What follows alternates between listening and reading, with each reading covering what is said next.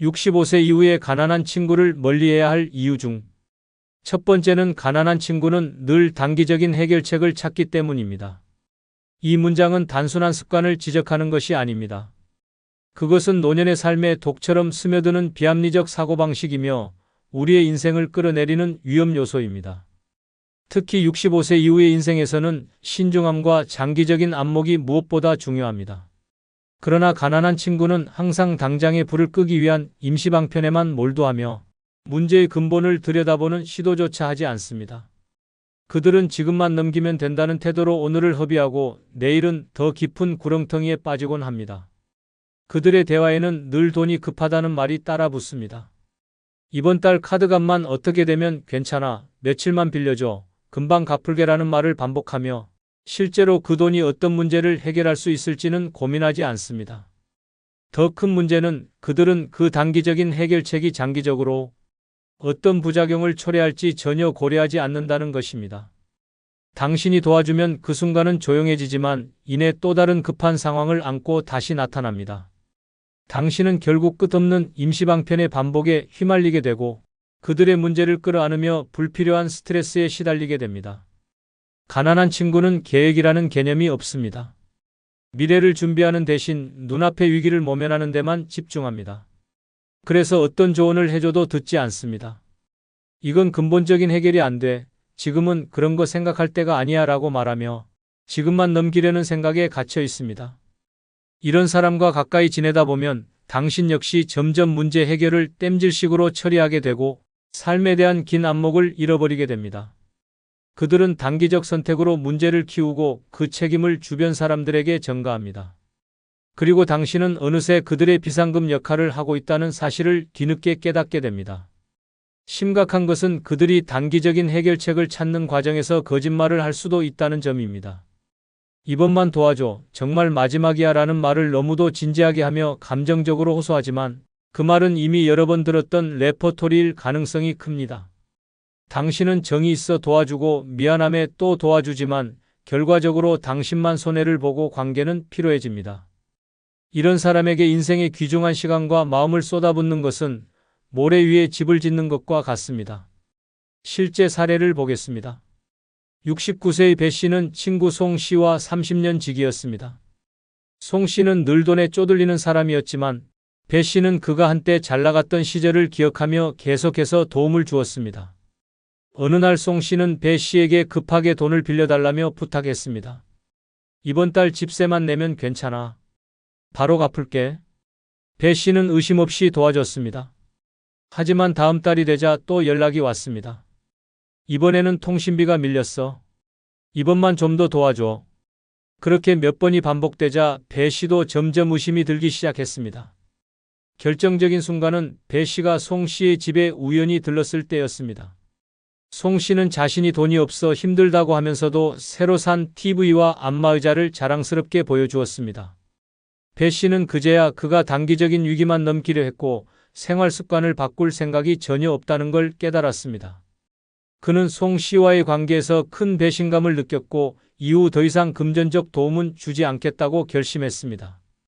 그리고 자신이 몇 년간 단기적 요청에 끌려다닌 사실에 화가 나며 사람을 다시 보는 눈을 갖게 되었다고 말했습니다. 이처럼 단기적인 해결책만 찾는 친구는 결국 당신을 피로하게 만들고 경제적이든 정신적이든 무거운 짐을 지게 만듭니다. 그들은 자신의 무계획을 당신의 책임으로 떠넘기며 당신의 인생마저 가볍게 여기게 합니다. 65세 이후 우리는 더 이상 남의 급한 불을 끄느라 자신의 시간을 불태워서는 안 됩니다. 당신의 노후는 충분히 존중받아야 하며 그런 가치를 깎아내리는 사람과의 관계는 과감히 정리하는 것이 필요합니다. 이제는 더 이상 그들의 응급처치 인생에 휘말리지 말고 당신만의 평온하고 건강한 삶을 지켜야 할 때입니다. 두 번째는 가난한 친구는 대체적으로 게을러서 같이 어울리면 스트레스가 생기기 때문입니다.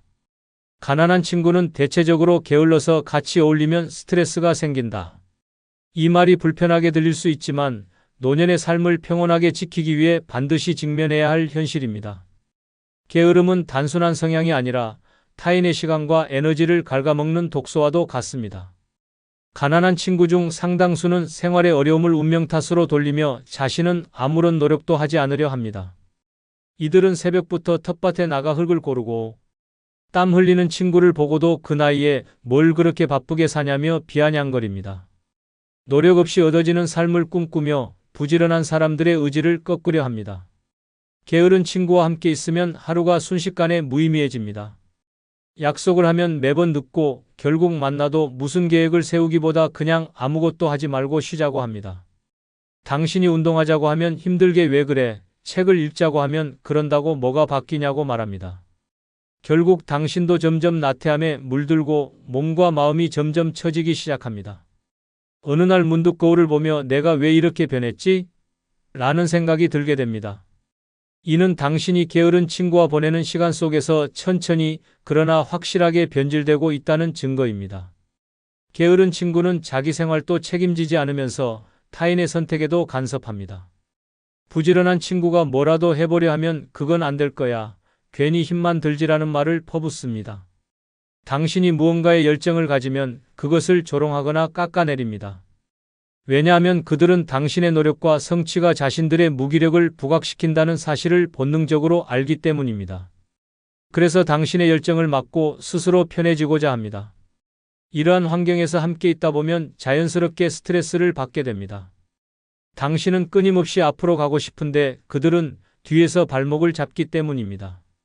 게으른 친구는 작은 약속도 지키지 않습니다. 같이 운동하기로 한 날엔 늦잠을 자고 함께 장을 보기로 한 날엔 전화도 없이 연락이 끊깁니다. 당신은 그들을 기다리다 하루를 허비하고 헛수고만 하게 됩니다. 더 큰 문제는 그들이 이런 상황을 전혀 문제라고 생각하지 않는다는 것입니다. 그냥 늦잠 좀 잤어. 뭐 어때? 한마디로 모든 것이 정리됩니다. 이 말은 결국 당신의 시간, 계획, 수고가 전혀 중요하지 않다는 의미입니다. 이런 일이 반복되면 상대방에 대한 신뢰는 무너지고 불쾌함과 분노가 쌓이게 됩니다. 실제 사례를 소개합니다. 74세의 장 씨는 최근 지병을 예방하기 위해 매일 아침 6시에 공원에서 걷기 운동을 시작했습니다. 건강도 챙기고 삶의 활력도 불어넣고 싶다는 생각에서였습니다. 그런데 고등학교 동창인 윤 씨가 자주 연락을 해와 같이 운동하자고 했습니다. 장 씨는 반가운 마음에 흔쾌히 수락했습니다. 첫날 윤 씨는 30분 늦게 나타났고 다음 날은 아예 오지 않았습니다. 전화를 걸자 오늘은 그냥 누워있고 싶더라며 웃으며 말했습니다. 장 씨는 처음엔 이해하려 했습니다. 하지만 윤 씨는 이후에도 운동 약속을 계속 어겼고 장 씨가 무언가를 하자고 제안하면 항상 귀찮다, 힘들다, 그게 뭐 그렇게 중요하냐며 반응했습니다. 심지어 장 씨가 아끼는 취미인 수채화 동호회에 같이 가자고 하자 윤 씨는 그 나이에 그림이 무슨 소용이냐, 돈도 안 되는 걸 뭐하러 해라며 비웃었습니다. 장 씨는 마음의 상처를 받았고 그날 이후 그림 도구를 손에서 놓고 며칠을 방 안에서 멍하니 앉아 있었습니다. 시간이 지나고 장 씨는 윤 씨와의 만남이 오히려 자신의 삶을 피폐하게 만들고 있다는 것을 깨달았습니다. 그는 윤 씨와의 연락을 줄이고 자신만의 생활을 다시 복원하기로 마음먹었습니다. 그 후 장 씨는 다시 동호회에 나가기 시작했고 공원 걷기도 혼자 꾸준히 하며 몸과 마음을 회복했습니다. 그는 말합니다. 게으른 친구와 어울리면 어느새 내 생활도 무너진다. 그들은 나를 끌어올리는 사람이 아니라 끌어내리는 사람이다. 장 씨는 이제 주변 사람들과의 관계에서 에너지가 있는지를 가장 중요하게 생각하게 되었다고 합니다. 이처럼 게으른 친구는 단순히 행동이 느린 사람이 아닙니다. 그들은 당신의 에너지와 시간을 앗아가는 존재입니다. 그들과 어울리는 시간은 곧 당신의 삶을 깎아내리는 시간입니다. 노년의 삶은 점점 줄어드는 시계 속에서 진정으로 의미 있는 사람들과만 함께 해야 합니다. 게으름은 전염됩니다. 그들의 무기력이 당신의 삶을 병들게 하기 전에 과감히 거리를 두는 결단이 필요합니다. 그것이 당신의 노후를 지키는 가장 확실한 방법입니다. 세 번째는 가난한 친구는 부정적인 에너지를 불러일으키기 때문입니다. 가난한 친구는 언제나 불만을 토로하고 세상과 자신에게 불평하며 그런 부정적인 감정은 주변 사람들에게도 전염됩니다. 이로 인해 우리는 의도하지 않게 부정적인 감정에 휘말리게 되고 결국 인생의 긍정적인 면을 놓치게 됩니다. 가난한 친구는 자신의 상황에 대해 불평할 뿐만 아니라 그 불만을 다른 사람들에게도 퍼뜨리기 시작합니다. 나만 이렇게 힘들어? 세상은 나를 버린 거야 라고 끊임없이 말하며 그들의 불행을 자신도 모르게 다른 사람들에게 강요합니다. 이렇게 부정적인 이야기를 계속 듣다 보면 어느 순간 자신도 모르게 그들의 생각에 영향을 받게 됩니다. 예를 들어 삶에 대한 불신이 커지고 자신이 원하는 목표를 향해 나아가는 대신 어차피 나는 안 될 거야 라는 생각에 빠지게 될 수 있습니다. 그들의 부정적인 에너지는 우리의 정신을 갉아먹고 삶에 대한 희망을 점점 희미하게 만듭니다. 가난한 친구와 계속해서 관계를 유지하는 것은 마치 자신을 계속해서 물에 빠지게 하는 것과 같습니다. 그들은 자신이 처한 경제적인 어려움 때문에 자주 돈에 대해 불평하고 자신의 불행을 다른 사람에게 전이시키기 위해 끊임없이 말합니다. 이런 상황에서 우리는 그들의 문제를 해결하려 노력하기 시작하지만 그들이 진정으로 해결하려는 의지가 없다는 사실을 알게 될 때 큰 실망감을 느낍니다. 그들은 도움을 요청하지만 그 도움을 받아도 아무 변화가 일어나지 않기 때문에 결국 우리만 에너지를 소모하게 됩니다. 또한 그들이 계속해서 부정적인 태도를 보일 때 우리는 점점 더 피곤해지고 점차적으로 그들로부터 멀어지게 됩니다. 실제 사례를 통해 이 문제를 살펴보겠습니다. 한 70대 초반의 김 씨는 오래된 친구인 박 씨와 오랜 시간 동안 가까운 관계를 유지해 왔습니다. 하지만 김 씨는 박 씨가 점점 더 부정적이고 불평이 많아지는 것을 느꼈습니다. 박 씨는 끊임없이 자신이 힘든 처지에 있다고 말하고 나는 나이가 들어서 이제 아무것도 할 수 없다며 자주 우울해했으며 왜 이렇게 힘든지 모르겠다며 매일같이 불평을 쏟아냈습니다. 김 씨는 처음에는 그를 위로하고 넌 여전히 할 수 있어 라고 말하며 그를 도우려 했습니다. 그러나 시간이 지나면서 박 씨의 불평은 점점 더 심해졌고 김 씨는 점차 그의 말에 영향을 받게 되었습니다. 이제 김 씨는 박 씨와 만나면 항상 우울하고 피곤한 기분이 들었고 더 이상 박 씨와의 대화를 즐기지 못하게 되었습니다. 박 씨의 부정적인 에너지가 김 씨의 마음까지 잠식해 들어갔기 때문입니다. 결국 김 씨는 박 씨와의 관계에서 벗어나기로 결심했습니다. 그가 박 씨와 거리를 두고 나서 그의 삶은 전혀 달라졌습니다. 김 씨는 다시 긍정적인 생각을 가지게 되었고 새로운 사람들과의 만남을 통해 더욱 활기찬 생활을 시작했습니다. 그는 박 씨와의 관계에서 벗어난 덕분에 새로운 가능성을 발견할 수 있었고 더 이상 불필요한 부정적인 에너지에 영향을 받지 않게 되었습니다. 가난한 친구가 부정적인 에너지를 불러일으킨다는 것은 단순히 기분을 나쁘게 만드는 정도가 아닙니다. 그들의 부정적인 생각은 우리의 마음을 괴롭히고 결국 우리가 원하는 방향으로 나아가는 것을 방해합니다. 삶에 대한 부정적인 태도는 결국 우리의 미래까지도 어둡게 만들 수 있기 때문에 65세 이후에는 그러한 친구들과의 관계를 다시 한번 고민해 볼 필요가 있습니다. 네 번째는 가난한 친구는 항상 돈에 대해 걱정하기 때문입니다. 그들의 걱정은 단순히 금전적인 문제를 넘어서 우리의 삶에 깊은 영향을 미칠 수 있습니다. 돈에 대한 걱정은 끊임없이 그들의 대화에 등장하고 심지어 우리의 생각마저 물들입니다. 이로 인해 점점 더 재정적인 스트레스에 시달리게 되며 돈에 대한 불안감이 지속적으로 우리를 압박합니다.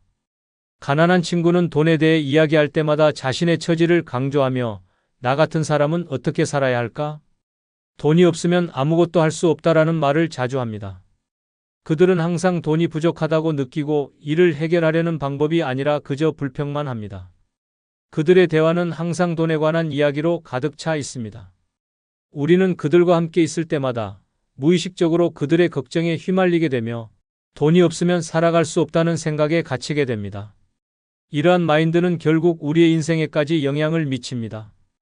가난한 친구와 계속 가까운 관계를 유지한다면 우리는 그들의 경제적인 불안정을 공유하게 되고 그로 인해 우리의 삶도 점차 불안정해지기 시작합니다. 그들은 돈 없으면 모든 게 무너진다며 돈이 문제의 핵심인 것처럼 계속해서 말합니다. 그들의 이야기는 점점 더 무겁고 반복적으로 돈에 관한 불안감을 전파합니다. 이로 인해 우리는 돈이 없으면 행복할 수 없다는 생각에 점점 더 강하게 사로잡히게 되며 심지어 물질적인 풍요가 인생의 중요한 목표처럼 느껴지기 시작합니다. 그들의 부정적인 사고방식에 영향을 받아 우리는 점차 자아를 잃고 물질적인 것에 지나치게 집착하게 됩니다. 이러한 상황에서 점점 더 소비적이고 무책임한 삶을 살아가게 될 위험이 있습니다. 실제 사례를 통해 이 문제를 더 잘 이해할 수 있습니다. 75세의 박 씨는 예전부터 가까운 친구인 김 씨와 자주 만나며 많은 시간을 함께 보냈습니다. 하지만 최근 들어 박 씨는 김 씨와의 만남이 점점 불편해지고 있다는 것을 느꼈습니다. 그 이유는 김 씨가 늘 돈에 대해 이야기하며 요즘 물가가 너무 비싸다, 이젠 돈을 벌 수 있는 방법이 없다며 계속해서 불안감을 표현했기 때문입니다. 김 씨는 종종 자신이 경제적으로 어려운 상황에 처해 있다고 말하며 어떻게 살아야 할지 모르겠다는 이야기를 반복했습니다. 이러한 이야기는 박 씨에게도 큰 영향을 미쳤습니다. 처음에는 그저 위로를 하던 박 씨는 점차 자신도 경제적인 불안감을 느끼기 시작했습니다. 매일같이 김 씨와의 대화가 끝난 후 그는 정말 돈이 없으면 아무것도 할 수 없을까? 라는 생각에 사로잡히게 되었습니다. 박 씨는 어느 날 김 씨와의 대화가 끝난 후 심각하게 고민하게 되었습니다. 내가 이제까지 어떻게 살아왔지? 정말 돈이 없으면 행복할 수 없는 걸까? 라는 의문이 들었습니다.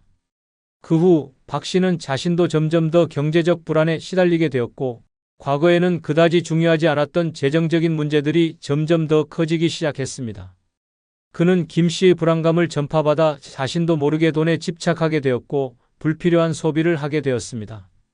이제는 돈이 모든 문제의 핵심이라고 믿게 된 박 씨는 생활에 더욱 스트레스를 받게 되었습니다.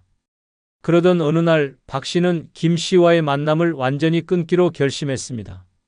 김 씨와의 관계를 지속하는 것은 더 이상 자신에게 이롭지 않다는 것을 깨달았기 때문입니다. 박 씨는 김 씨와의 만남을 줄이고 대신 새로운 사람들과 더 많은 시간을 보내기로 했습니다. 그 결과 박 씨는 다시 긍정적인 마음을 되찾고 재정적인 불안에서 벗어나기 위한 방법을 찾아갔습니다. 돈에 대한 집착을 내려놓고 자신만의 행복을 추구하는 방향으로 삶을 전환하게 되었습니다. 결국 박 씨는 경제적으로 더 안정적이고 정신적으로도 더 편안한 삶을 살게 되었습니다. 다섯 번째는 가난한 친구는 발전적인 대화보다 비관적인 대화를 선호하기 때문입니다. 이 문장은 단순한 조언이 아니라 노후를 편안하게 살기 위한 철저한 생존 전략입니다. 65세 이후의 삶은 더 이상 치열한 경쟁과 불안에서 벗어나고 편안하고 안정적인 일상을 누려야 하는 시기입니다. 그러나 곁에 있는 친구 하나가 당신의 삶을 서서히 병들게 할 수 있다는 사실을 아는 사람은 많지 않습니다. 가난한 친구 중 상당수는 현실적인 문제를 직시하고 극복하기보다 반복적으로 비관적인 이야기만을 늘어놓습니다. 그들은 당신이 어떤 희망을 말하더라도 그것을 즉시 무모한 헛꿈으로 치부하며 자신의 불행을 중심으로 이야기를 끌고 갑니다. 그들은 새로운 계획이나 도전을 이야기하면 그 나이에 무슨 계획이냐, 해봐야 소용없다며 발목을 잡습니다. 당신의 열정을 조용히 꺾고 자신이 가진 어두운 시각을 마치 진실처럼 포장해 들려줍니다. 이들의 말 속에는 희망도 도전도 변화도 없습니다. 오직 불행의 되풀이와 운명의 탓만 가득합니다. 이런 대화를 계속 듣다 보면 처음엔 듣는 척만 하던 당신도 언젠가는 그 부정적인 분위기에 익숙해지고 어느샌가 똑같은 말들을 되풀이하고 있는 자신을 발견하게 됩니다. 그 순간 당신은 조용히 무너지고 있는 것입니다. 노년의 시간은 금보다 귀합니다. 이 시기에 가장 필요한 것은 긍정적인 사람들과의 관계입니다. 그러나 가난한 친구는 발전적인 이야기를 할 수 있는 기회조차 꺼려합니다. 그런 건 부자들이나 하는 얘기지. 우리는 그냥 이렇게 살다가 가는 거야 같은 말로 현실을 정당화합니다. 그러나 그 현실은 그들이 만든 틀일 뿐 당신의 현실과는 다를 수 있습니다. 문제는 그들이 그 틀에 당신을 억지로 끼워 맞추려 한다는 것입니다. 그러면서 당신의 희망을 조롱하고 새로운 도전을 무시하며 당신의 성취조차 시기와 냉소로 감싸버립니다. 비관적인 대화는 단순한 푸념이 아닙니다. 그것은 독처럼 퍼져나가 당신의 사고를 마비시키고 삶에 대한 기대를 갉아먹습니다. 아침에 일어나 오늘도 뭔가 해보자는 마음 대신 뭘 해도 소용없다는 무력감이 자리 잡게 되는 것이 바로 그들의 영향입니다. 이 모든 일이 당신도 모르게 천천히 그러나 분명히 일어납니다. 그리고 결국 당신은 아무것도 하지 않게 됩니다. 더 이상 시도하지 않고 바꾸려 하지 않으며 흘러가는 대로 살아가게 됩니다. 실제 사례를 하나 소개합니다. 70세의 정 씨는 오랜 친구인 최 씨와 매주 두세 번씩 만나 커피도 마시고 근처 공원을 산책하곤 했습니다. 정 씨는 은퇴 후 그림을 배워 전시회를 준비하는 등 활발하게 활동하는 사람이었습니다. 하지만 최 씨는 만날 때마다 그 나이에 뭐하러 그림을 그리냐, 전시회 해봐야 누가 오냐며 비꼬듯 말하곤 했습니다. 처음에는 웃어넘기던 정 씨도 점점 위축되기 시작했고 자신이 하고 있는 일이 정말 무의미한 건 아닐까 하는 생각이 들기 시작했습니다. 최 씨는 대화 중에도 항상 자신의 건강 걱정, 돈 걱정, 자식 걱정만 늘어놓았습니다. 그 이야기에는 언제나 어차피 잘 될 리 없다는 식의 결론이 따라왔고 정 씨가 무슨 긍정적인 이야기를 꺼내도 최 씨는 늘 차갑게 받아쳤습니다. 심지어 정 씨가 손수 만든 엽서를 선물하자 이런 걸 누가 사냐며 웃어넘겼습니다. 그 말에 정 씨는 상처를 받았고 그날 이후 엽서 만들기를 멈췄습니다. 그저 친구의 말 한마디에 그가 아끼던 취미와 열정이 꺾인 것입니다. 결정적인 날은 어느 비 오는 오후였습니다. 정 씨는 전시회를 앞두고 긴장도 되고 기대도 되던 날이었습니다. 그런데 그날도 어김없이 만난 최 씨는 전시회 날에 비 오는 거 보니 운도 없네라며 쓴웃음을 지었습니다. 그 말을 들은 순간 정 씨는 자신이 왜 이토록 지치고 무기력해졌는지 깨달았습니다. 그는 그날 이후로 최 씨와의 만남을 끊었습니다. 그리고 다시 엽서를 만들고 그림을 그렸습니다. 결국 전시회는 많은 사람들의 관심 속에 성공적으로 열렸고 정 씨는 다시 자신의 삶의 활력을 되찾았습니다. 구독, 좋아요 눌러주시면 감사하겠습니다. 노년의 자식이 부모를 모시지 않을 경우 현명하게 사는 방법 중 첫 번째는 노후 자금은 반드시 내 손에 쥐고 사는 방법입니다. 이 말은 단순한 조언이 아니라 인생을 지키는 절박한 생존의 원칙입니다. 노년의 자식이 부모를 모시지 않는 현실은 더 이상 뉴스가 아니라 주변의 흔한 이야기입니다. 사랑으로 키운 자식이지만 현실 앞에선 그 사랑도 종종 외면당합니다. 부모의 희생을 당연하게 여기고 부모의 재산을 자기 몫처럼 생각하며 부모가 늙자마자 관심을 거두는 자식도 있습니다. 믿고 맡긴 재산이 오히려 부모의 설 자리를 빼앗는 잔인한 무기가 되는 경우도 적지 않습니다. 돈이 없어도 서럽지만 돈이 있어도 그 돈을 빼앗긴 채 늙어가는 건 더 끔찍한 비극입니다. 남은 노후를 기대하며 자식에게 전 재산을 넘긴 순간부터 시작되는 냉대는 상상 이상으로 많습니다. 심지어 일부 자식들은 이미 다 받았으니 이제 부모 책임도 끝났다는 식으로 행동하기도 합니다. 그런 현실 앞에서 노후 자금을 지키지 않는다는 건 스스로 삶의 밑바닥을 향해 걸어들어가는 것과 다르지 않습니다. 노후 자금은 단순한 생활비가 아닙니다. 존엄을 지키는 수단이며 선택권을 쥐는 무기입니다. 병원에 갈 때도 요양보호인을 부를 때도 혼자 밥을 먹는 순간에도 필요한 건 바로 그 자금입니다. 자식에게 손 벌리는 순간 관계는 바뀝니다. 자식의 눈치를 보게 되고 자신이 짐처럼 느껴지기 시작합니다. 이는 자존감의 붕괴로 이어지고 결국은 삶에 대한 의지마저 꺾이게 됩니다. 누구나 자식에게 모든 걸 주고 싶은 마음이 있습니다. 하지만 그 마음보다 중요한 건 내가 내 삶의 주인으로 끝까지 살아가는 것입니다. 내 돈은 내가 쓰기 위해 있는 것이고 내 노후를 위해 모은 자산은 내가 결정하고 내가 관리해야 합니다. 죽기 전에 한 푼도 남기지 않고 써야 진짜 잘 산 것이다라는 말은 단순한 어세가 아니라 노년의 자존을 지키는 철학입니다. 돈이 있으면 선택이 생깁니다. 누군가에게 의지하지 않아도 되고 내가 원하는 방식으로 살아갈 수 있습니다. 요양병원에 갈지, 방문 간호를 받을지, 식사를 시켜 먹을지 전부 돈이 결정합니다. 그런데 그 돈을 남이 쥐고 있다면 그 결정권도 남의 몫이 됩니다. 그것은 노년이 아닌 감금입니다. 부산 기장에 사는 김영희 할머니는 올해 79세입니다. 남편과 사별한 후 외동아들과 함께 살기로 하며 집과 예금 전부를 아들 명의로 바꿔줬습니다. 아들의 부탁이었고 어차피 자기 재산이니 믿었습니다. 처음엔 잘 지냈지만 1년이 채 지나지 않아 상황이 달라졌습니다. 며느리는 대놓고 눈치를 주었고 아들은 엄마, 이제 애들 학원비도 많고 라며 생활비 지원을 거절했습니다. 결국 김할머니는 하루에 2끼만 챙겨 먹고 전기장판 하나로 겨울을 버텼습니다. 하루는 병원에서 정기검진을 받으려 했지만 택시비가 아까워 걸어가다 쓰러졌습니다. 그날 이후 김할머니는 결심했습니다. 딸처럼 지내던 이웃에게 도움을 받아 변호사와 상담을 시작했고 어렵게 법적 소송을 거쳐 집 일부와 예금 일부를 다시 돌려받았습니다. 이후 작은 원룸으로 옮겨 살면서 최소한의 생활비와 건강관리비를 자신이 직접 관리하고 있습니다. 그녀는 요즘 매일 새벽에 일어나 커피 한 잔을 마시며 웃습니다. 이제야 살 것 같다고 말합니다. 누구의 눈치도 보지 않고 내가 내 돈으로 밥 먹고 병원 가고 가끔 친구 만나 커피 마실 수 있는 이 자유가 인생 최고의 사치라고 말합니다. 자식에게 전부 주고 고개 숙이는 삶보다는 내 손에 돈 쥐고 당당하게 늙는 삶이 훨씬 아름답고 행복하다는 걸 김할머니는 이제야 깨달았다고 말합니다. 두 번째는 재산 증여는 천천히 신중하게 진행하는 방법입니다. 사랑은 순간일 수 있지만 재산은 평생의 결과입니다. 자식이 아무리 사랑스럽고 믿음직스럽게 보여도 재산 앞에서는 본심이 달라지는 경우가 많습니다. 특히 부모가 나이가 들면 자식은 자연스럽게 이제 내 차례라고 생각하게 됩니다. 하지만 부모 입장에서 재산은 단순한 돈이 아닙니다.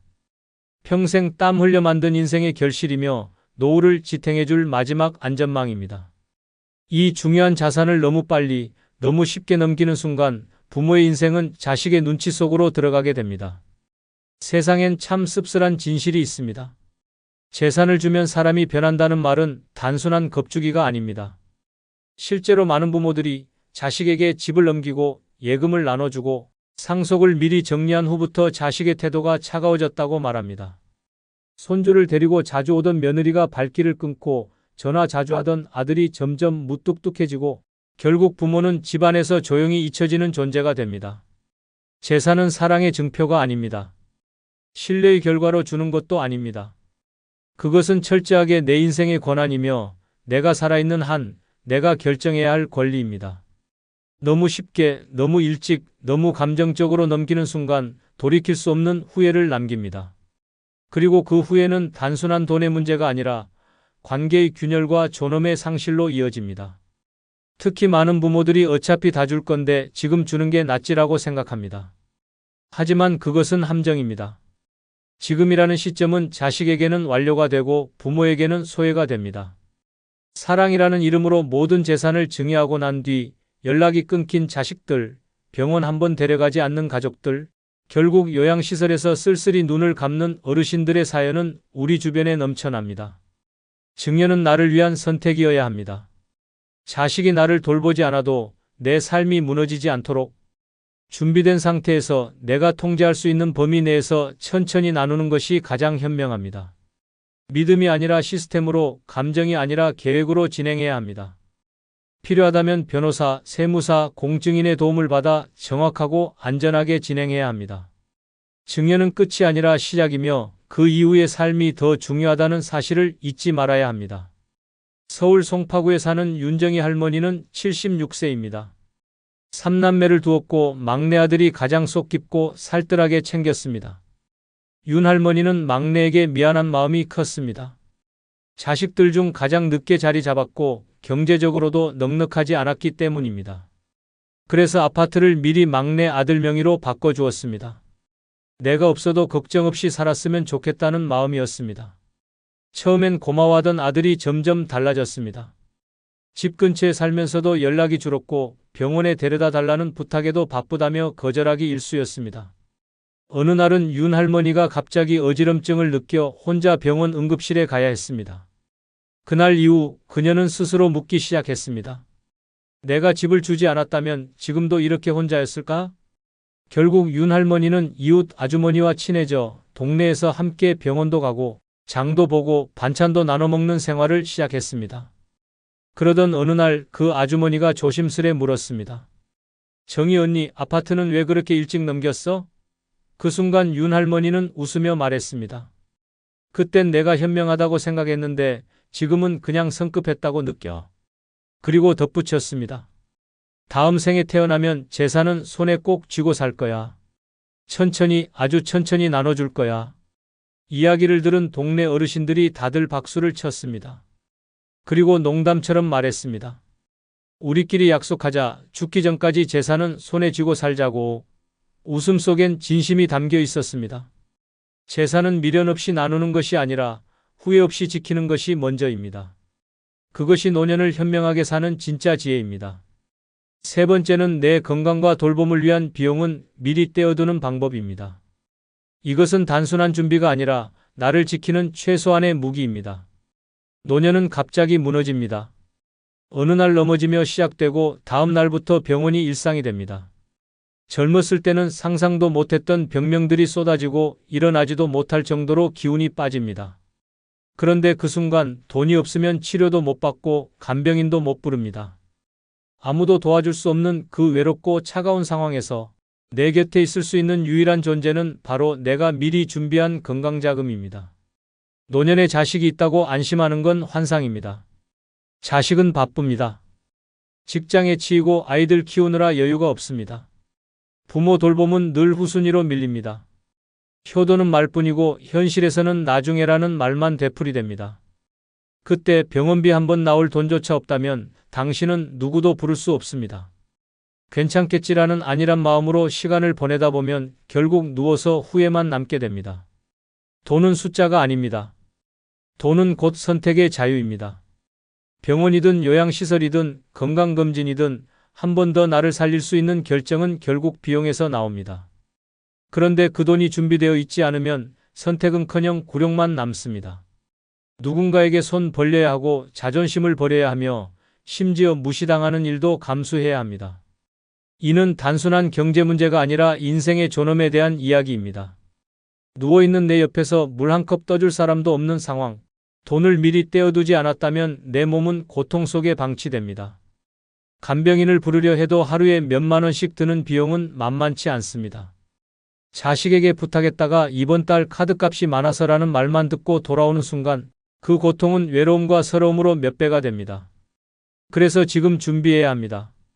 건강보험은 기본이고 간병비와 병원비를 위한 예금 계좌를 따로 만들어두는 것입니다. 정기검진도 미루지 않고 받고 아플 경우를 대비한 병원 이동 계획도 세워야 합니다. 간병인이 필요할 경우 어떤 업체가 신뢰할 수 있는지도 미리 알아보고 상담을 받아둬야 합니다. 그런 준비가 나를 살립니다. 경기도 안양에 사는 오순례 할머니는 올해 82세입니다. 젊었을 때부터 남편 없이 세 아이를 키우며 악착같이 살았습니다. 3남매 모두 장성했고 결혼도 했지만 누구 하나 어머니를 모시겠다는 말은 없었습니다. 다들 형편이 어려워서라는 말만 되풀이될 뿐이었습니다. 그래서 오할머니는 70세가 되던 해 모든 예금 중 일부를 따로 빼어 건강돌봄 계좌를 만들었습니다. 주변에선 그 돈으로 손주 학원비라도 보태지라는 말도 있었지만 그녀는 단호했습니다. 내 몸이 망가지면 아무도 책임지지 않아. 내가 나를 지켜야지. 실제로 2년 전 오할머니는 갑자기 쓰러져 병원에 실려갔고 3주간 입원 치료를 받아야 했습니다. 자식들은 모두 바쁘다며 얼굴 한번 비추지 않았고 결국 간병인 도움 없이 지내야 했습니다. 하지만 그녀는 당황하지 않았습니다. 미리 준비해둔 건강돌봄 계좌에서 비용을 꺼내 간병인을 불렀고 필요한 약과 식사를 전부 해결했습니다. 병원에서 퇴원할 때 의사가 말했습니다. 보통은 자식 없으면 이렇게 못 버티시는데 대단하세요. 그 말에 오할머니는 이렇게 대답했습니다. 내 자식은 이 계좌야. 내가 키운 유일한 자식. 지금도 오할머니는 아프지 않더라도 매달 일정 금액을 건강계좌에 넣고 있습니다. 혹시 모를 내일이 나를 배신하지 않도록이라는 그녀의 말은 많은 어르신들의 마음을 울렸습니다. 내 몸은 내가 지켜야 합니다. 그리고 그 시작은 바로 내 건강과 돌봄을 위한 돈을 미리 떼어두는 그 순간입니다. 그것이야말로 노년을 진짜로 현명하게 살아가는 유일한 길입니다. 네 번째는 유언장으로 가족 갈등을 미리 막는 준비 방법입니다. 유언장으로 가족 갈등을 미리 막는 준비 방법입니다. 아무리 사이 좋은 가족이라도 돈 앞에서는 무너질 수 있습니다. 특히 부모가 세상을 떠난 후 남겨진 재산을 두고 벌어지는 형제 간의 전쟁은 상상 이상으로 잔인하고 참혹합니다. 평생 우애 좋던 남매가 유산을 놓고 법정에서 서로를 고발하고 손주들 앞에서 소리 지르며 싸우는 일은 결코 드문 일이 아닙니다. 이 모든 비극은 단 하나, 유언장이 없었기 때문에 벌어지는 일입니다. 나는 자식들이 알아서 잘 나누겠지라는 막연한 믿음은 가장 위험한 착각입니다. 부모가 살아있을 땐 효자 같던 자식도 막상 돈이 걸리면 눈빛부터 달라집니다. 평생 동생을 챙기던 형이 유산 앞에선 내가 장남인데 왜 반반이냐고 소리치고 말 한마디 없던 며느리는 갑자기 앞에 나서서 우리 쪽은 손해를 봤다며 따지고 드는 모습은 너무도 흔한 현실입니다. 죽은 사람은 말이 없습니다. 그래서 남겨진 사람들은 자기 입장에서 해석하고 자기 욕심대로 판단합니다. 부모의 뜻은 왜곡되고 남겨진 유산은 분열의 불씨가 됩니다. 그 순간부터 가족이라는 울타리는 조각나고 형제라는 이름은 이기심으로 변질됩니다. 가장 평화롭게 떠나야 할 순간이 가장 치욕스러운 기억으로 남게 됩니다. 유언장은 단순한 종이가 아닙니다.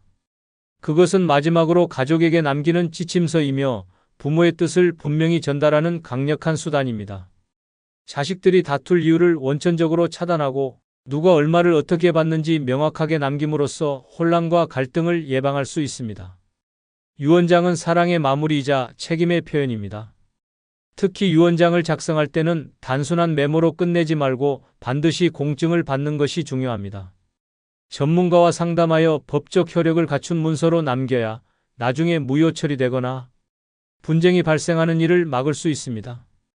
유언장은 재산 분배를 정하는 것을 넘어 가족 간의 신뢰와 존중을 지키는 마지막 방패입니다. 대전 유성구에 사는 이종숙 할머니는 올해 84세입니다.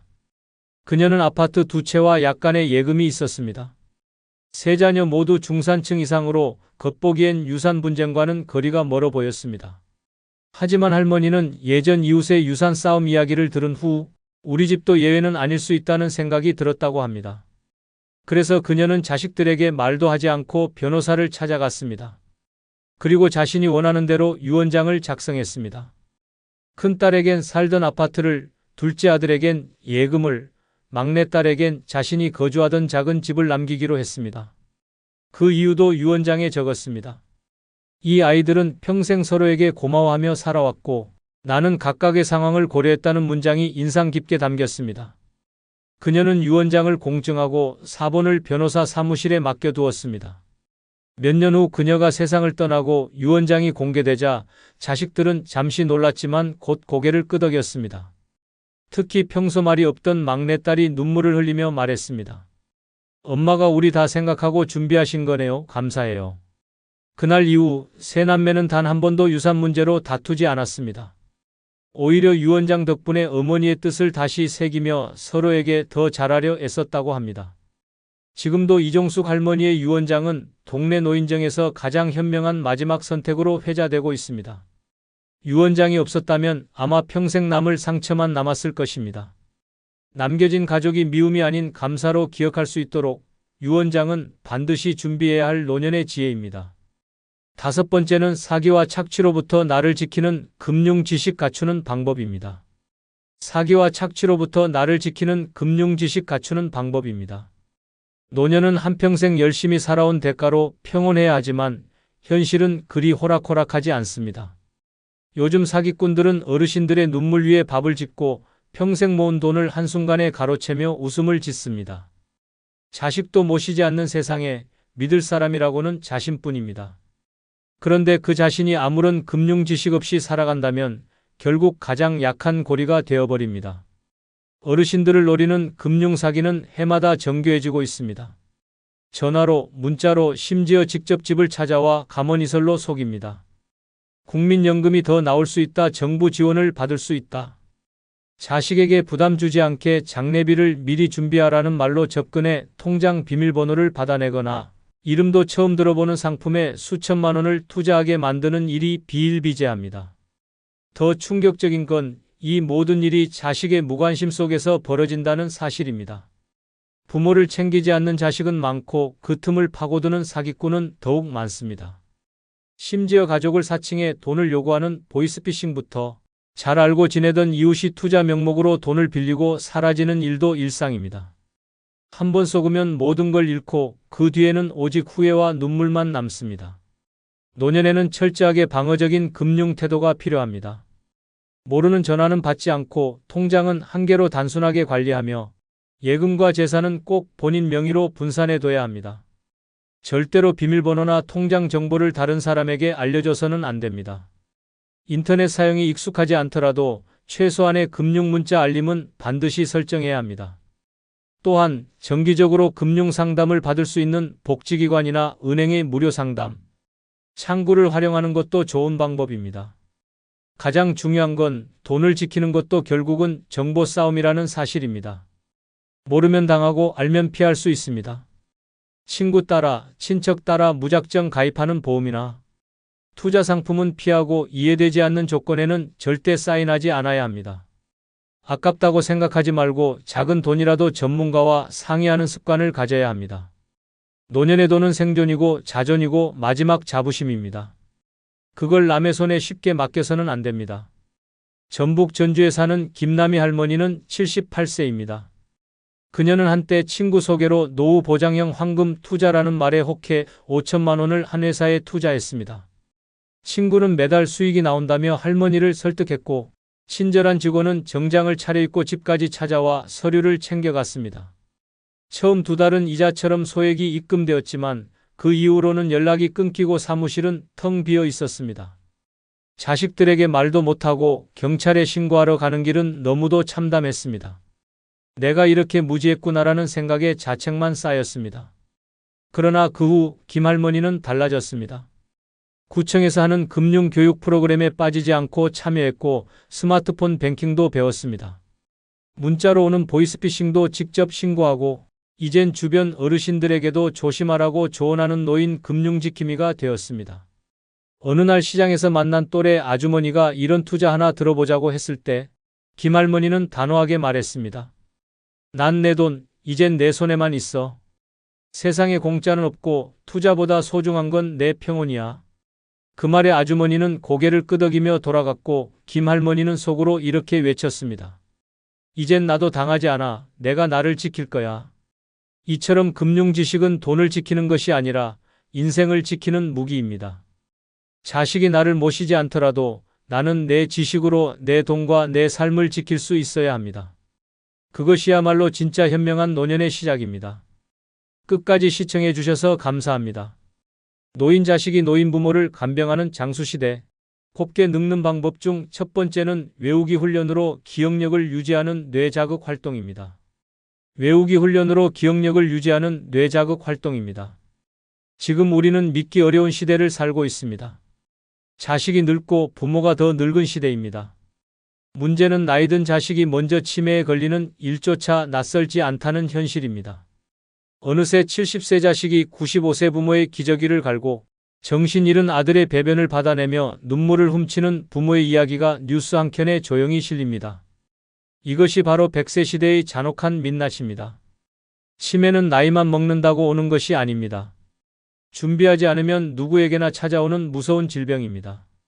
아무리 건강하게 살아왔다 해도 기억을 지키지 못하면 나의 인생 전체가 무너집니다.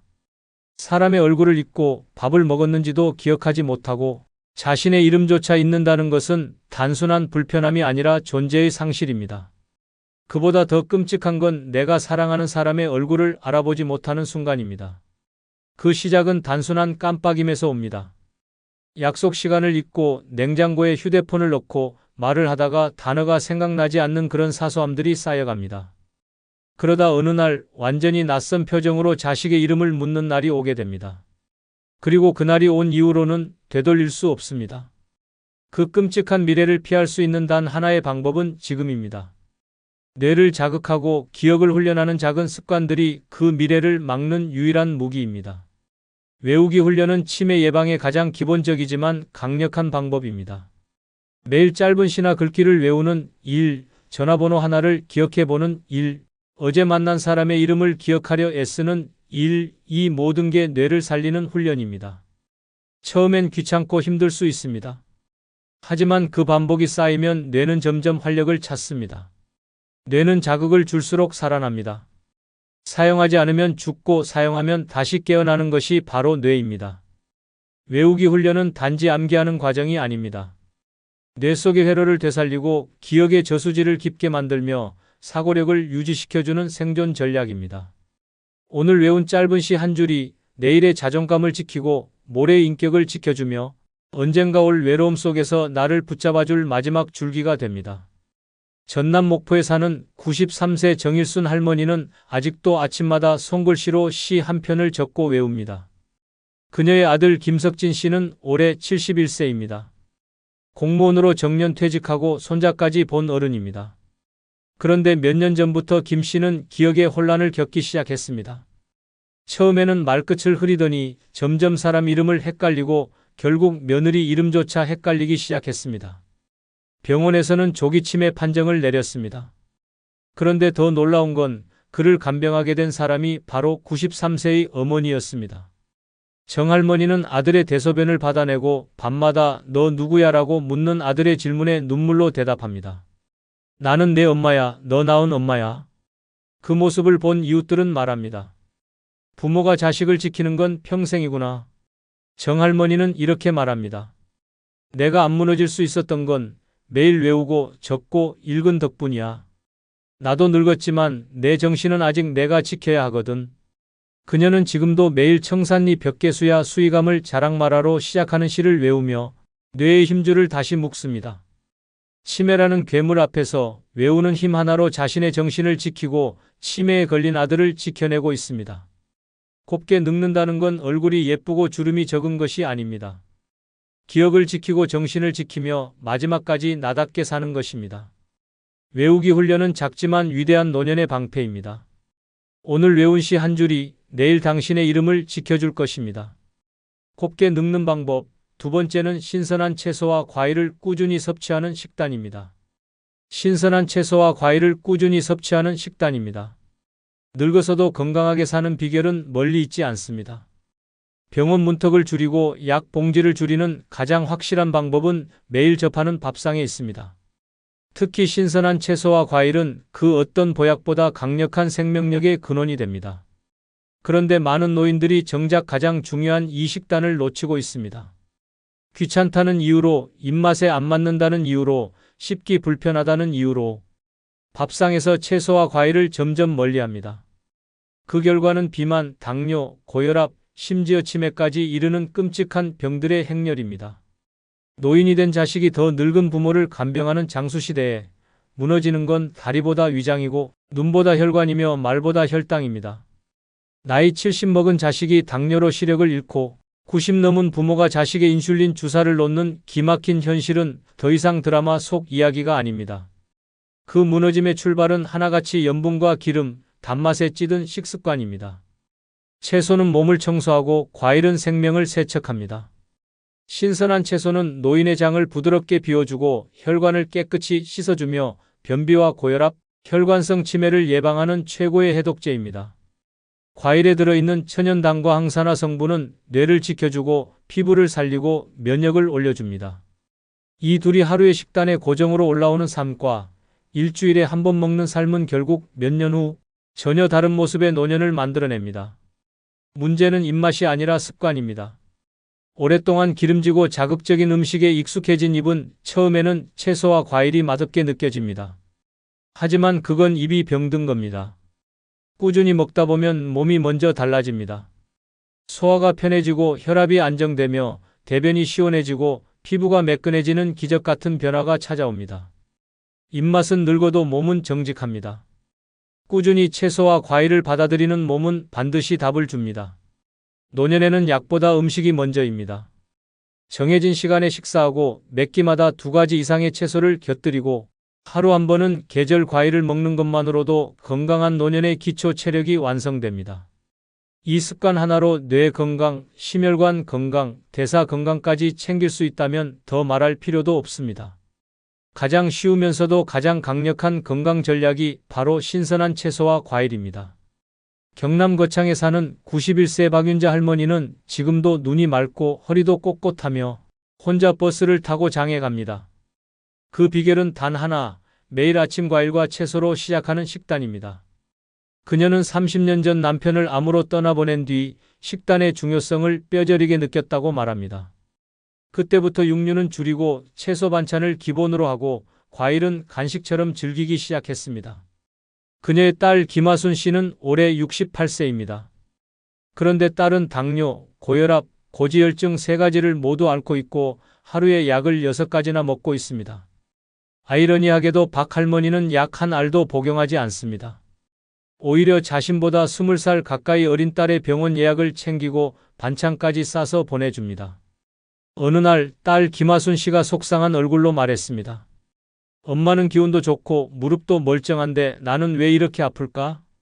그때 박 할머니는 정색하며 말했습니다. 넌 젊어서 고기만 먹고 과일은 사치라며 안 먹었잖아. 나는 사과 한 조각이라도 매일 먹었고 나물 한 접시라도 내 손으로 무쳐 먹었어. 건강은 입이 아니라 마음에서 지키는 거야.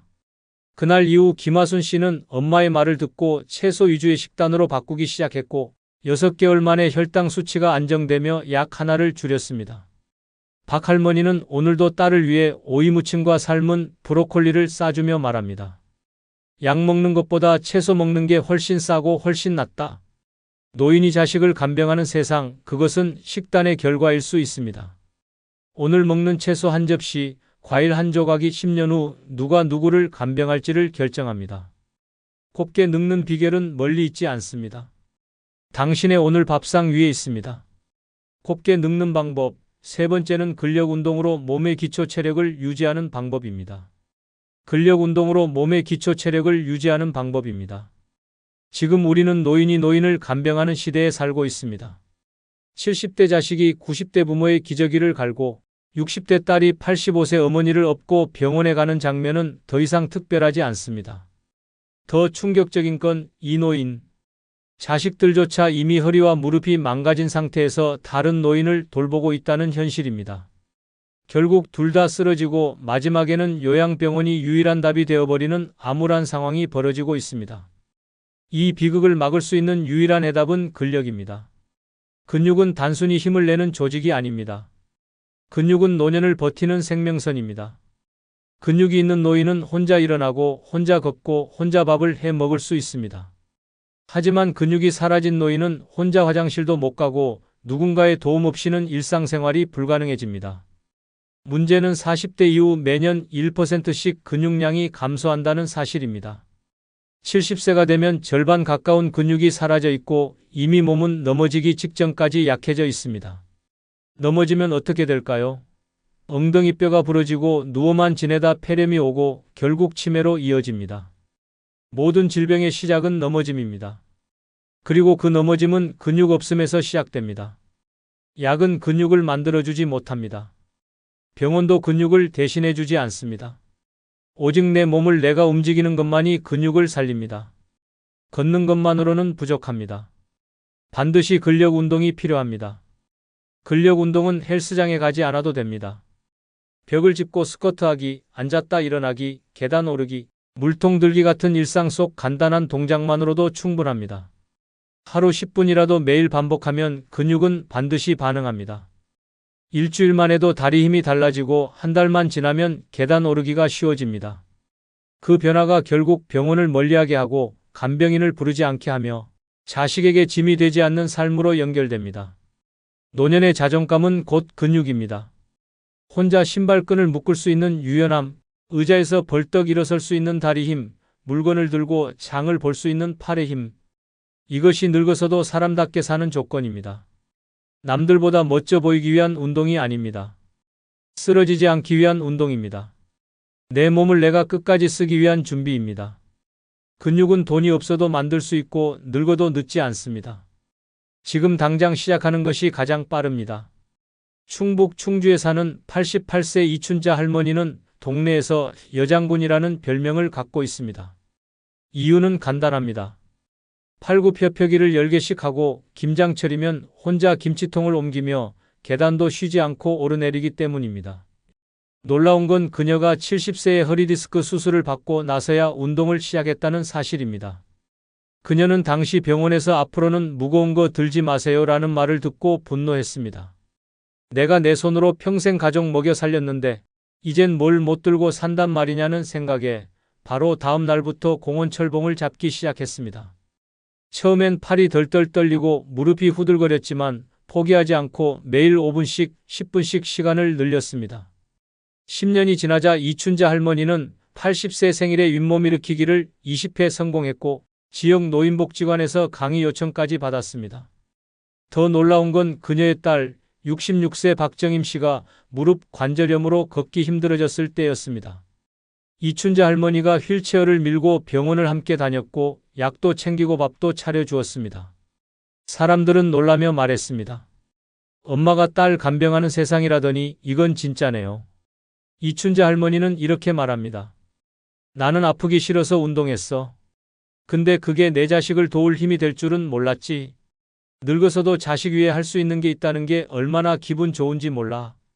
지금도 그녀는 매일 새벽 공원에서 스쿼트를 30개씩 하며 하루를 엽니다.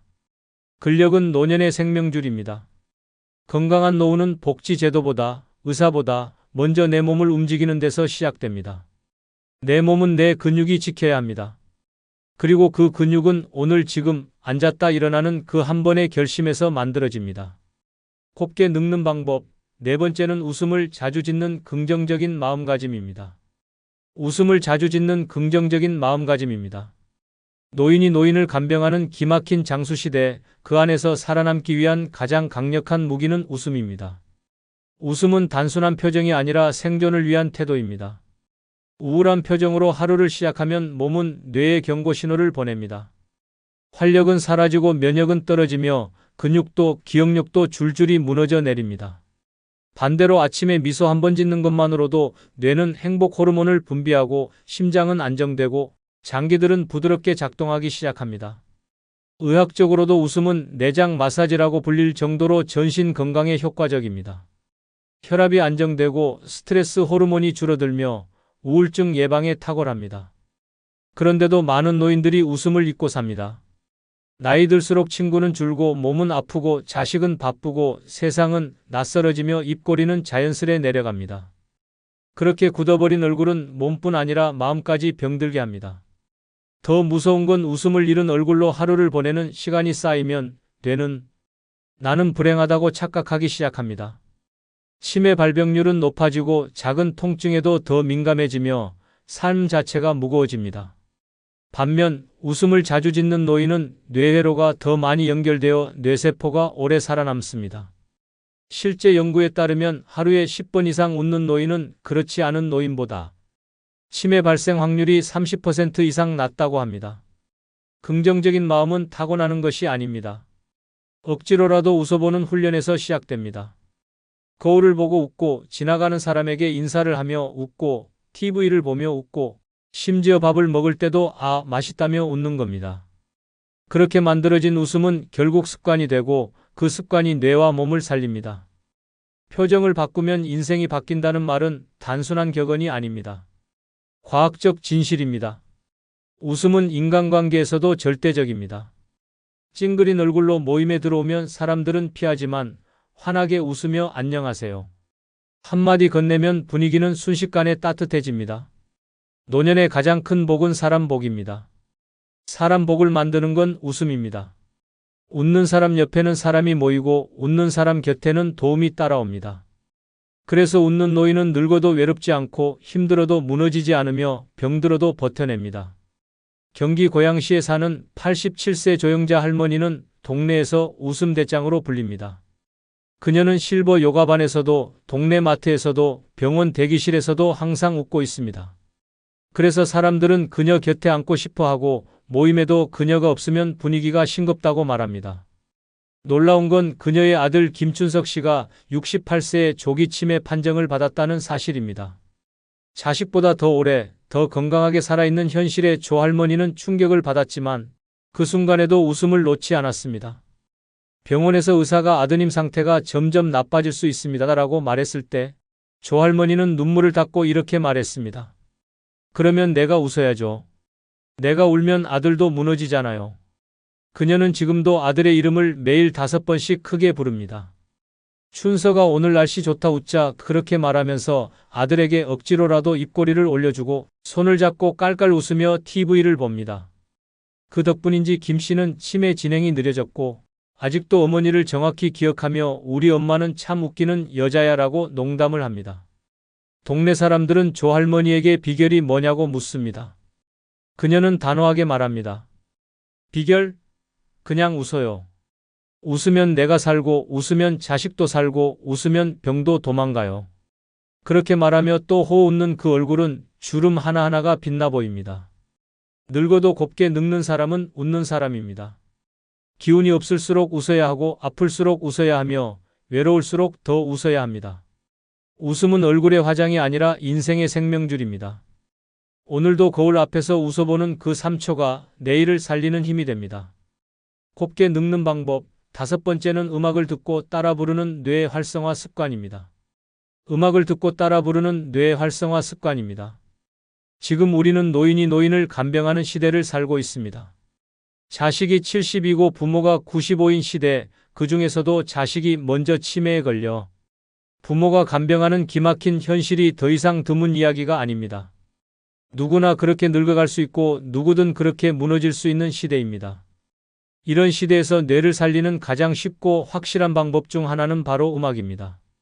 특히 음악을 듣고 따라 부르는 습관은 뇌세포를 자극하고 기억 회로를 되살리는 두뇌 생명줄입니다. 음악은 단순히 귀를 즐겁게 하는 것이 아닙니다. 음악을 듣는 순간 뇌는 감각과 감정, 기억과 언어를 동시에 사용합니다. 이때 따라 부르면 언어 영역이 활성화되고 가사를 기억하려는 과정에서 해마가 작동하며 멜로디와 리듬을 익히는 과정에서 좌우뇌가 동시에 자극됩니다. 이처럼 음악을 듣고 따라 부르는 활동은 두뇌 전체를 깨우는 고도의 인지 활동입니다. 무서운 사실은 뇌는 사용하지 않으면 빠르게 썩는다는 점입니다. 3일간 말 한마디 안 하고 일주일간 감정을 표현하지 않으면 뇌는 점점 멈추는 법을 배우게 됩니다. 그렇게 굳어버린 뇌는 아무리 약을 써도 살아나기 힘듭니다. 하지만 음악은 그런 뇌를 다시 움직이게 만드는 기적의 도구입니다. 특히 추억이 담긴 옛 노래는 과거의 기억을 끌어올리며 잊고 있던 감정과 얼굴, 이야기들을 떠올리게 합니다. 실제로 치매 환자에게 가장 먼저 반응을 일으키는 자극은 노래입니다. 아무리 이름을 기억하지 못해도 찔레꽃 붉게 피는 남쪽 나라라는 멜로디 한 줄에 눈을 반짝이며 따라 부르는 어르신들이 많습니다. 그건 단순히 가사를 기억해서가 아니라 노래를 통해 삶의 조각들이 되살아나기 때문입니다. 노래는 잊었던 자아를 깨우고 관계를 회복시키며 무엇보다 내가 살아있구나를 느끼게 해줍니다. 하루에 딱 한 곡이라도 좋습니다. 아침에 라디오에서 나오는 트로트를 따라 부르고 점심 후 창가에서 흥얼거리고 저녁엔 손주에게 불러주며 웃음을 나누는 것.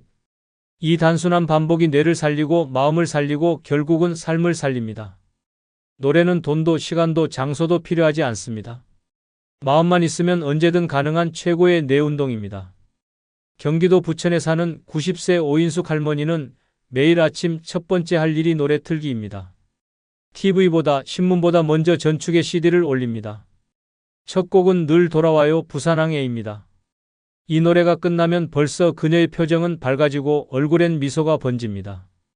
놀라운 건 그녀의 아들 김진호 씨가 67세로 이미 경도인지장애 판정을 받았다는 사실입니다. 김 씨는 평생을 성실하게 살았지만 퇴직 후 무기력과 우울감에 빠졌고 점점 기억이 흐려지기 시작했습니다. 처음엔 우편함 번호를 잊었고 나중엔 아내의 생일도 잊었습니다. 그때 오인숙 할머니는 결심했습니다. 우리 아들을 음악으로 살리자. 매일 한 곡씩 같이 듣고 부르기 시작했습니다. 처음엔 어색해하던 김 씨도 어느 순간부터 무조건 이하를 부르며 박자를 맞추기 시작했습니다. 노래가 끝나면 어머니와 마주보고 웃었고 점점 얼굴에 생기가 돌았습니다. 지금도 오할머니는 매일 아들과 함께 노래를 부릅니다. 주말이면 가족 노래방이라는 이름으로 손주들까지 모아놓고 콘서트를 엽니다. 그때마다 김 씨는 정확한 가사보다 더 또렷한 눈빛으로 노래를 따라 부릅니다. 저 푸른 초원 위에 그림 같은 집을 짓고를 부를 때 오할머니는 눈물이 납니다. 아직 우리 아들은 살아있어요. 노래는 뇌를 살리고 관계를 살리고 결국 가족을 살립니다. 늙어도 곱게 늙는 사람은 흥얼거릴 수 있는 사람입니다. 노래는 나를 잊지 않게 만드는 최고의 약이고 가장 즐거운 운동입니다. 오늘 한 곡, 그 한 줄의 멜로디가 내일의 나를 지켜줄 힘이 됩니다. 지금 당신이 아무렇지 않게 하고 있는 그 행동 하나가 노년의 몸을 서서히 망가뜨리고 있다는 사실을 알고 있습니까? 작은 습관 하나가 뇌출혈을 부르고 위장을 썩게 만들며 당신을 병원 침대에 눕히는 시한폭탄이 될 수 있습니다. 매일 반복되는 그 습관이 결국 생명을 위협하게 됩니다. 이번 영상은 노년에 치명적으로 몸이 망가뜨리는 5가지 나쁜 습관에 대해 설명드리겠습니다. 구독, 좋아요 누르시면 시작하겠습니다. 첫 번째 나쁜 습관은 달고 기름진 음식을 매일 먹는 습관입니다. 젊었을 땐 먹고 나서 뛰면 해결되던 일이 나이가 들수록 그대로 내 몸의 독으로 쌓입니다. 단맛은 혀에는 달콤하지만 혈관에는 독처럼 스며들고 기름진 음식은 입에는 고소하지만 장기에는 서서히 시한폭탄이 됩니다.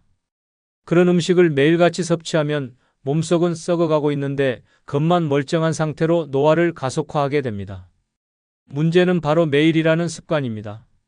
특별한 날에 한두 번 먹는 것이 아니라 매일 집어드는 도넛 한 조각, 식후에 꼭 먹는 달달한 과자, 한 봉지 국물 위에 기름이 동동 뜬 고깃국을 아무렇지 않게 먹는 그 반복이 몸을 서서히 망가뜨립니다. 당뇨병, 고혈압, 고지혈증, 지방간, 혈관질환, 심장병, 뇌졸중까지. 하나라도 무섭지만 이들은 절대 단독으로 오지 않고 함께 몰려와 노년의 삶을 무너뜨립니다. 특히 노년기의 단맛은 뇌의 보상 시스템을 강하게 자극해 행복하다는 착각을 주지만 사실상 그 행복은 거짓입니다.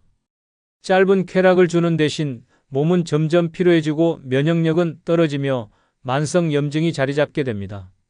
고기 반, 튀김 반인 식탁은 처음엔 풍요로워 보이지만 결과적으로 약봉지 반, 병원 반이 되어 돌아옵니다. 가장 무서운 건 이런 식습관을 바꾸려고 할 때 극심한 저항이 온다는 점입니다. 몸은 이미 단맛과 기름에 길들여져 있고 맛없는 음식은 받아들이지 않게 됩니다. 하지만 그 상태로 계속 간다면 결국 병원 침대 위에서 밥 대신 링거를 맞고 약 대신 주사로 연명하는 삶이 기다리고 있습니다. 노년기의 식단은 단순히 입을 위한 것이 아닙니다. 생명을 위한 선택입니다. 달고 기름진 음식은 중독성이 강해 끊기가 쉽지 않습니다. 하지만 이제는 결단해야 할 시간입니다.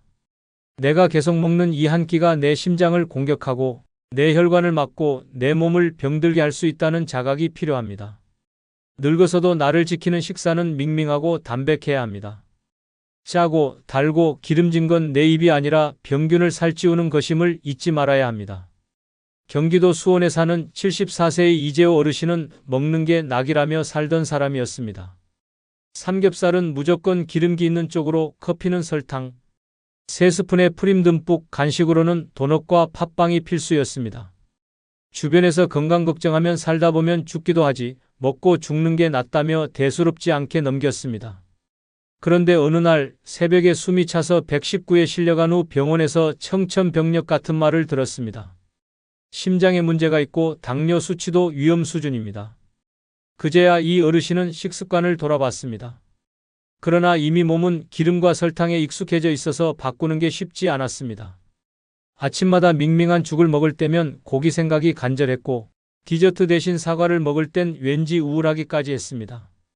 결국 참다 못해 다시 치킨을 한 마리 시켜 먹고는 그날 밤 극심한 속쓰림에 응급실을 또 찾았습니다. 의사가 단호하게 말했습니다. 다음에 또 이러면 회복 못할 수 있습니다. 그때부터 이 어르신은 본격적으로 식습관을 바꿨습니다. 딸이 대신 도시락을 싸주고 손주가 간식을 감시하듯 지켜봤습니다. 처음엔 이게 무슨 맛이야 했지만 한 달쯤 지나자 입이 적응하기 시작했습니다. 지금은 고구마가 단 음식이 되었고 생선구이에 레몬 뿌려 먹는 게 고급 식사처럼 느껴진다고 말합니다. 이재호 어르신은 말합니다. 먹고 죽자던 내가 지금은 살고 싶어 젓가락질을 조심히 한다니까? 건강한 음식이 진짜 힘이 되더라고. 그의 식탁은 이제 기름기 대신 웃음이 떠 있고 당 대신 감사가 배어 있습니다. 지금도 그는 이걸로 버틴다며 아침마다 따뜻한 현미죽 한 그릇을 꼭 챙겨 먹습니다. 노년의 맛보다 중요한 건 생명입니다. 입의 즐거움은 잠깐이지만 병은 평생을 끌고 갑니다. 달고 기름진 음식은 나를 달래는 게 아니라 죽음의 속도를 앞당기는 무기입니다. 지금 당장 식탁을 바꾸십시오. 늦지 않았습니다. 오늘 한 끼가 내일의 건강을 만듭니다. 두 번째 나쁜 습관은 처방 없이 건강보조제를 남용하는 습관입니다. 몸에 좋다는 말 한마디에 시작된 작은 알약 한 알이 어느새 식사보다 많아지고 약통이 밥상보다 커지는 순간 건강은 지켜지는 것이 아니라 오히려 망가지고 있습니다. 텔레비전에서 본 제품, 이웃이 추천한 약, 인터넷 후기만 보고 사들인 보조제들이 몸에 좋은 줄 알고 먹었지만 그 안에는 복합성분, 부작용, 상호작용이라는 폭탄이 숨어 있습니다. 건강보조제는 이름만 건강이지 잘못 먹으면 독약이 됩니다. 특히 노년기의 몸은 약물 대사 능력이 떨어져서 조금만 과도해도 간과 신장에 큰 부담을 줍니다.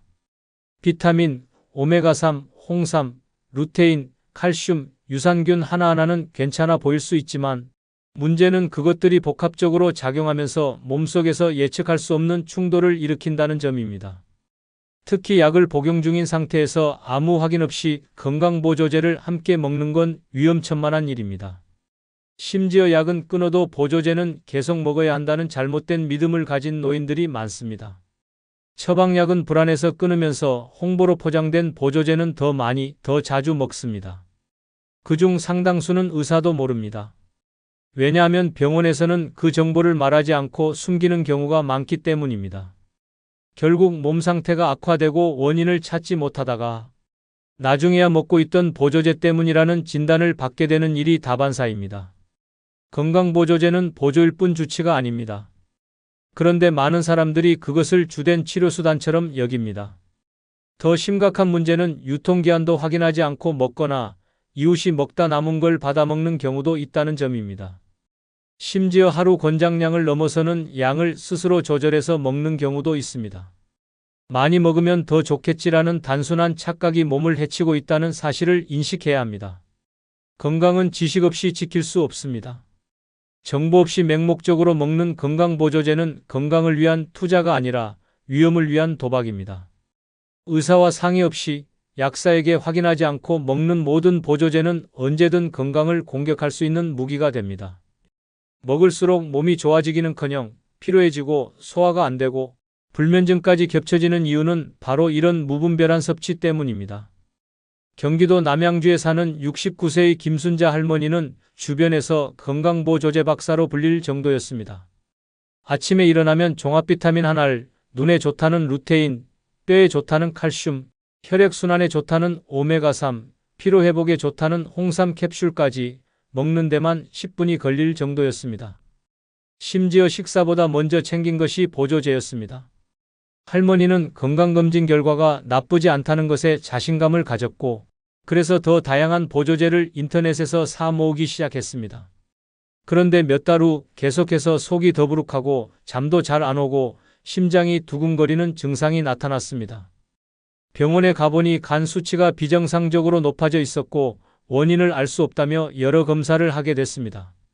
결국 담당 의사가 할머니의 복용 습관을 꼼꼼히 물었고 그제야 할머니는 수첩에 적어놓은 보조제 목록을 보여주었습니다. 의사는 말했습니다. 할머니, 이건 약이 아니라 거의 화학 실험 수준이에요. 서로 충돌하는 성분도 많고 간이 그걸 감당 못해서 문제가 생긴 겁니다. 그 말을 들은 할머니는 충격을 받았습니다. 그 후 김할머니는 복용 중이던 보조제를 대부분 정리하고 의사의 상담하에 필요한 한두 가지로만 섭취를 제한했습니다. 대신 매일 산책을 하며 햇볕을 쬐고 채소 중심의 식단으로 바꾸었습니다. 약을 줄였는데 오히려 몸이 가벼워졌고 위장도 편해졌습니다. 이제야 진짜 건강해진 느낌이에요. 전에는 보조제에 중독돼 있었던 것 같아요. 라며 스스로를 되돌아보았습니다. 김순자 할머니는 지금 동네 친구들에게도 조언합니다. 몸에 좋다고 아무거나 먹지 마. 그게 오히려 몸버려. 실제로 친구들도 할머니의 이야기를 듣고 보조제 사용을 줄이기 시작했습니다. 몸이 좋아지면 보조제는 줄어드는 것이지 늘어나는 게 아니라는 사실을 그제야 깨닫게 되었습니다. 노년기의 건강은 덜 먹는 지혜에서 시작됩니다.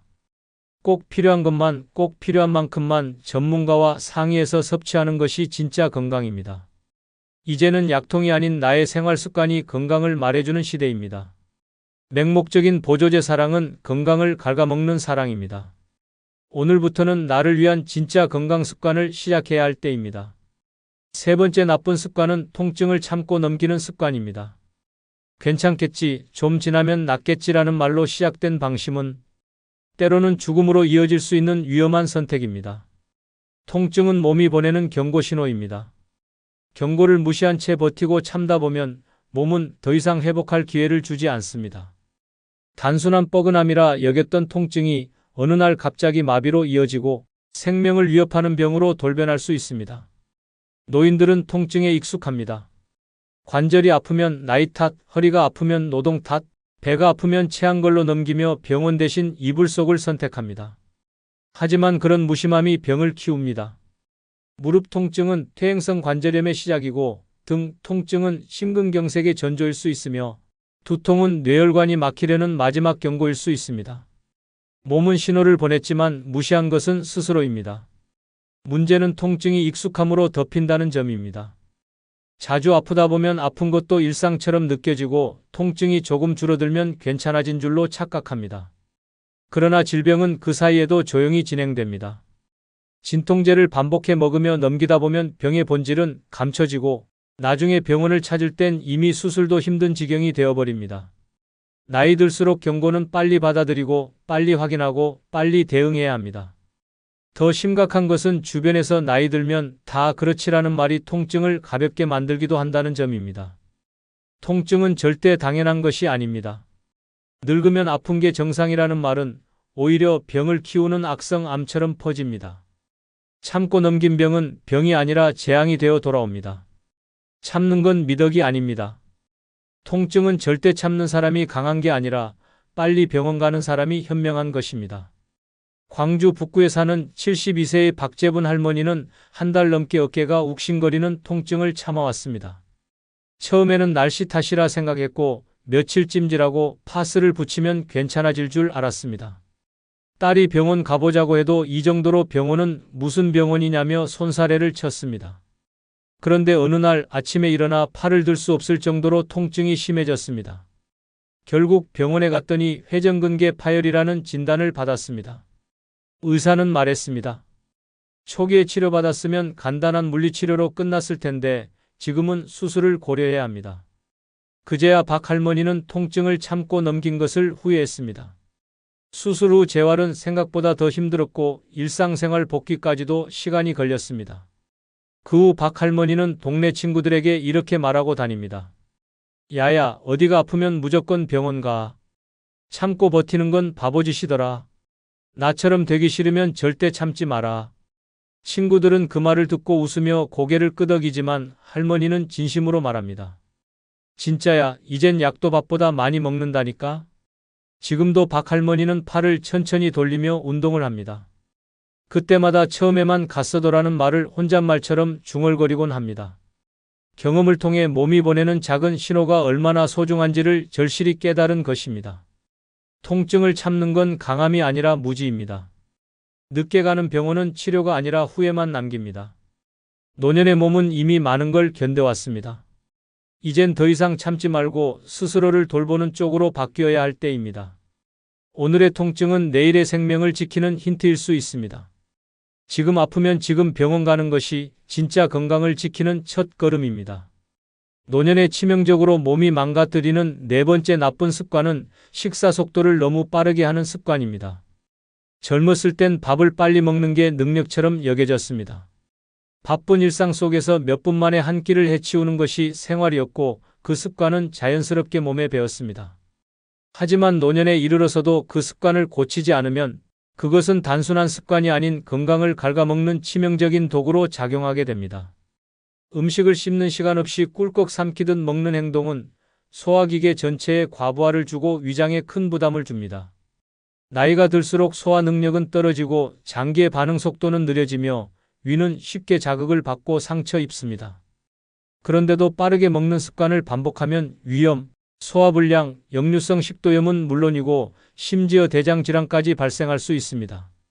더 큰 문제는 포만감을 느끼기 전에 음식을 다 먹어치우게 된다는 점입니다. 뇌는 음식을 먹은 후 20분이 지나야 배가 불렀다는 신호를 보냅니다. 하지만 식사를 510분 안에 끝내버리면 몸은 이미 충분한 음식을 먹었는데도 뇌는 아직 배고프다고 착각하게 됩니다. 그 결과 과식으로 이어지고 체중 증가, 혈당 급등, 고지혈증으로 악화되는 악순환이 시작됩니다. 식사를 빠르게 하는 습관은 노년기에 특히 더 위험합니다. 씹는 근육이 약해진 상태에서 급하게 먹다 보면 음식이 기도로 넘어가는 흡인성 폐렴 위험도 커집니다. 이 질환은 노인 사망 원인 중에서도 높은 비중을 차지할 만큼 치명적입니다. 단 한 끼의 빠른 식사가 인생을 단축시킬 수 있는 셈입니다. 게다가 음식을 빠르게 먹는 사람은 제대로 된 영양 흡수도 어렵습니다. 잘게 씹지 않은 음식은 위에서 제대로 분해되지 않고 장으로 넘어가며 결국 소화장애를 유발하고 영양 불균형으로 이어집니다. 아무리 좋은 음식을 먹어도 빨리 먹는 순간 헛밥이 됩니다. 영양도 못 챙기고 위장만 괴롭히는 독이 되어버립니다. 경북 경주에 사는 75세의 이춘재 어르신은 밥은 전투다라는 말을 입에 달고 살던 분이었습니다. 젊을 때부터 군대처럼 5분 만에 밥상을 비우는 습관이 있었고 나이 들어서도 달라지지 않았습니다. 가족들이 아버지 좀 천천히 드세요라고 말해도 늙었으면 빨리 먹고 움직여야지라며 오히려 큰 소리를 냈습니다. 그런데 어느 날 아침을 먹고 나서 가슴이 꽉 막히는 통증과 함께 숨이 가빠져 병원으로 실려갔습니다. 위식도 역류 증상이 심해져 기도가 자극을 받아 숨 쉬는 데까지 영향을 준 것이었습니다. 검사 결과 위 내벽도 심하게 헐어 있었고 식사 습관이 그 원인 중 하나라는 설명이 이어졌습니다. 처음엔 잘 믿지 않았던 이 어르신도 퇴원 후 식사 중 갑자기 기침을 하다 음식이 걸려 곤욕을 치른 후에야 심각성을 깨달았습니다. 그때부터 천천히 먹는 연습을 시작했습니다. 숟가락을 내려놓고 10번씩 꼭꼭 씹기, 밥보다 반찬을 먼저 먹기, 식사 시간 20분 이상 확보하기 같은 규칙을 정했습니다. 처음에는 미치도록 답답했지만 한 달이 지나자 속이 편해졌고 위 통증도 줄었습니다. 손주는 할아버지가 이제 밥 먹는 시간이 우리랑 비슷해졌어요 라며 웃었고 아들은 이제야 제대로 식사하는 모습 같다며 박수를 쳤습니다. 이 어르신은 요즘 친구들 모임에서도 꼭 말합니다. 야야, 밥 빨리 먹지 마라. 천천히 씹는 게 진짜 오래 사는 비결이더라. 빠른 식사는 건강을 해치는 지름길입니다. 밥을 천천히 정성껏 먹는 일은 단순한 예의가 아니라 생명을 지키는 행동입니다. 노년의 가장 중요한 시간은 밥상 위에서 흘러갑니다. 그 밥상 앞에서만큼은 여유를 가져야 합니다. 씹는 한 번의 시간이 여러분의 수명을 하루 더 늘려줄지도 모릅니다. 지금부터라도 식사의 속도를 늦추는 습관, 그게 건강의 시작입니다. 5번째 나쁜 습관은 일어나자마자 바로 활동하는 습관입니다. 아침에 눈을 뜨고 몸을 깨우지도 않은 채 벌떡 일어나 움직이는 행동은 단순한 부지런함이 아니라 위험한 습관입니다. 특히 노년의 몸은 젊은 시절과 다릅니다. 밤새 굳은 관절, 느려진 혈류, 떨어진 혈압 상태에서 무리하게 움직이면 뇌로 가는 혈류가 갑자기 감소하고 심장에 부담이 가해져 치명적인 사고로 이어질 수 있습니다. 많은 어르신들이 나는 원래 새벽에 부지런히 일어나서 움직여야 살겠더라라고 말하지만 그 행동 하나가 곧 쓰러짐으로 이어지는 경우가 많습니다. 침대에서 일어나자마자 화장실로, 부엌으로, 세탁기로 직행하는 습관은 뇌졸중, 심근경색, 현기증, 실신, 낙상의 주요 원인입니다. 심한 경우는 아침에 눈을 뜨고 단 몇 분 사이에 뇌출혈로 쓰러져 다시는 일어나지 못하는 경우도 있습니다. 노년기에는 자고 난 후 혈압이 가장 낮아지고 혈류순환도 느려지며 뇌와 심장이 모두 준비되지 않은 상태입니다. 이때 갑작스러운 체위 변화는 순식간에 생명을 위협합니다. 침대에서 일어난 뒤 최소 5분간은 목, 팔, 다리, 허리를 가볍게 움직이며 몸을 천천히 깨워야 합니다. 이를 무시하고 바로 일어나 움직이는 건 스스로 뇌를 흔들고 심장을 압박하는 행동과 같습니다. 특히 고혈압, 당뇨, 심혈관 질환을 앓고 있는 어르신이라면 이 습관은 더욱 위험합니다. 자칫 어지럼증으로 넘어져 머리를 부딪히거나 갑작스러운 혈압 변화로 심장이 멎을 수 있기 때문입니다. 나는 그런 일 없었다고 생각할 수 있지만 사고는 단 한 번의 부주의로 찾아옵니다. 그 한 번이 인생을 바꿔버릴 수 있습니다. 아침은 신체가 다시 살아나는 시간입니다. 이 시간을 천천히 조심스럽게 보내야 하루가 건강하게 시작됩니다. 단 몇 분의 여유가 낙상을 막고 심장질환을 예방하며 생명을 지켜줍니다. 젊었을 때와 똑같이 행동하는 건 건강한 게 아니라 무모한 것입니다. 몸은 이미 변화했고 그 변화에 맞춰 생활을 바꾸는 것이 현명한 노후입니다. 충청남도 서산에 사는 71세의 김용찬 어르신은 늘 새벽 오시면 알람도 없이 벌떡 일어나 집안일을 시작하는 습관이 있었습니다. 손주 도시락을 챙기고 마당 정리까지 끝내고 나면 아침이 시작됐습니다. 본인은 그걸 부지런함이라 생각했고 가족들도 아버지가 진짜 부지런하시다며 대견하게 여겼습니다. 그러던 어느 날 새벽에 일어나 욕실로 가던 중 갑자기 어지러움을 느끼고 그대로 바닥에 쓰러졌습니다. 머리를 벽에 부딪혀 이마가 찢어졌고 정신을 잃은 채 병원으로 실려갔습니다. 다행히 뇌출혈은 아니었지만 저혈압과 순간적인 혈류 저하가 원인이었습니다. 의사는 단호히 말했습니다. 아침에 갑자기 움직이는 습관이 가장 위험합니다. 다음엔 큰일 날 수 있습니다. 그 후 김 어르신은 생활을 완전히 바꿨습니다. 눈을 뜨면 바로 일어나지 않고 이불 속에서 5분간 천천히 기지개를 켜고 숨을 고르며 발끝부터 손끝까지 가볍게 움직입니다. 그런 다음 천천히 앉아서 다시 23분을 보낸 뒤 일어섭니다. 처음엔 답답했지만 얼마 지나지 않아 몸이 한결 가벼워지고 어지럼증도 사라졌습니다. 요즘 김 어르신은 친구들에게 말합니다. 야야, 아침에 벌떡 일어나는 건 멋있는 게 아니고 미련한 짓이더라. 천천히 움직여야 오래 산다. 그 말에 친구들도 한 명씩 따라하기 시작했고 그 후 모임에선 아침 루틴이 새로운 유행이 되었습니다. 부지런함이 생명을 지켜주는 게 아닙니다. 조심함이 생명을 지킵니다. 노년의 아침은 속도가 아니라 여유로 시작해야 합니다. 몸이 깨어나기 전 먼저 마음부터 깨어나는 하루. 그단 몇 분의 습관이 여러분의 삶을 지켜줄 가장 강력한 무기가 됩니다. 내가 나를 외면한 대가는 무서웠습니다. 몸은 병들고 마음은 무너졌으며 남은 건 남의 인생을 대신 산 흔적뿐이었습니다. 하지만 지금부터라도 달라져야 합니다. 내 인생의 리모컨은 더 이상 남이 들고 있게 해선 안 됩니다. 이제는 내가 나를 살릴 차례입니다. 구독, 좋아요 누르시면 시작하겠습니다. 내 삶의 주인으로 살아가는 법. 첫 번째는 남의 기대를 과감히 거절하는 것입니다. 평생을 남에게 맞추며 살았습니다. 자식의 기대, 남편의 기대, 가족의 시선, 사회의 틀 속에서 좋은 사람, 착한 엄마, 희생하는 아내라는 이름으로 나를 지우고 살았습니다. 그런데 그렇게 살아온 대가는 무엇입니까? 남들은 고맙다는 말도 없이 당연하게 여기고 정작 나는 늙어서도 허리 굽은 채 죄인처럼 살아가고 있습니다. 사람들은 당신의 희생을 기억하지 않습니다. 오히려 더 많은 걸 요구합니다. 오늘 양보하면 내일은 침묵을 기대하고 오늘 손해보면 내일은 헌신을 바라봅니다. 그러다 어느 순간 당신은 더 이상 주체가 아닌 누군가의 수단으로 전락하게 됩니다. 이제는 결단해야 합니다. 누구를 위한 인생입니까? 계속 남을 만족시키며 살다 보면 마지막엔 스스로에게 이렇게 말하게 됩니다. 나는 도대체 누구였을까? 남의 기대를 따라 살면 절대 행복해질 수 없습니다. 기대는 절대 끝이 없고 기준은 점점 높아지며 결국 당신은 항상 부족한 사람이 됩니다. 칭찬을 기다리는 순간 당신의 삶은 남의 평가에 휘둘리는 인생이 됩니다. 내 삶의 주인은 내가 되어야 합니다. 기쁘면 웃고 싫으면 거절하며 하기 싫은 일엔 단호하게 안 합니다라고 말할 수 있어야 합니다. 그래도 가족인데 어떻게 그래요? 라는 말은 당신을 억압하는 가장 교묘한 폭력일 수 있습니다. 가족이기에 더 존중받아야 하고 가족이기에 더 배려받아야 합니다.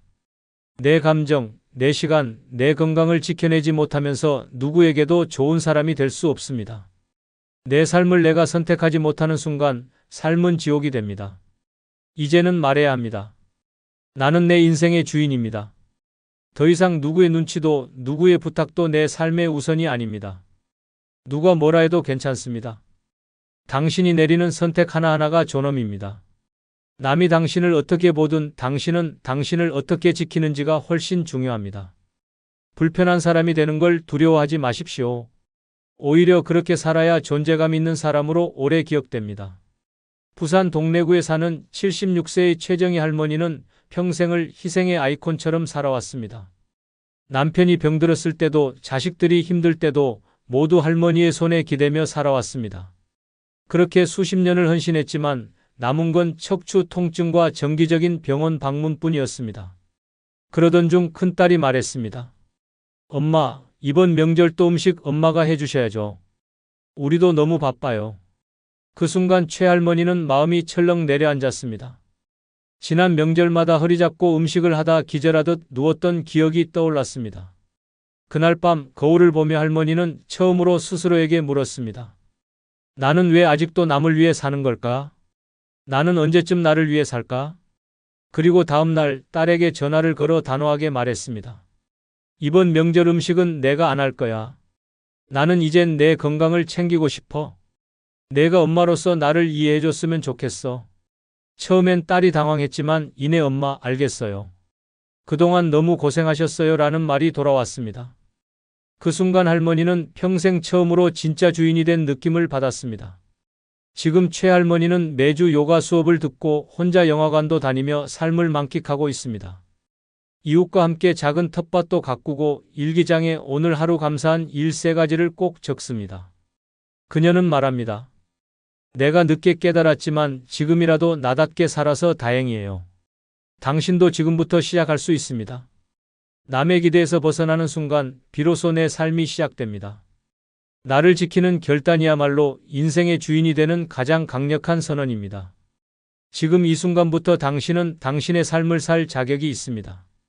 그리고 그 삶은 누구보다도 당신을 가장 행복하게 만들 것입니다. 두 번째는 희생을 미덕으로 착각하지 않는 것입니다.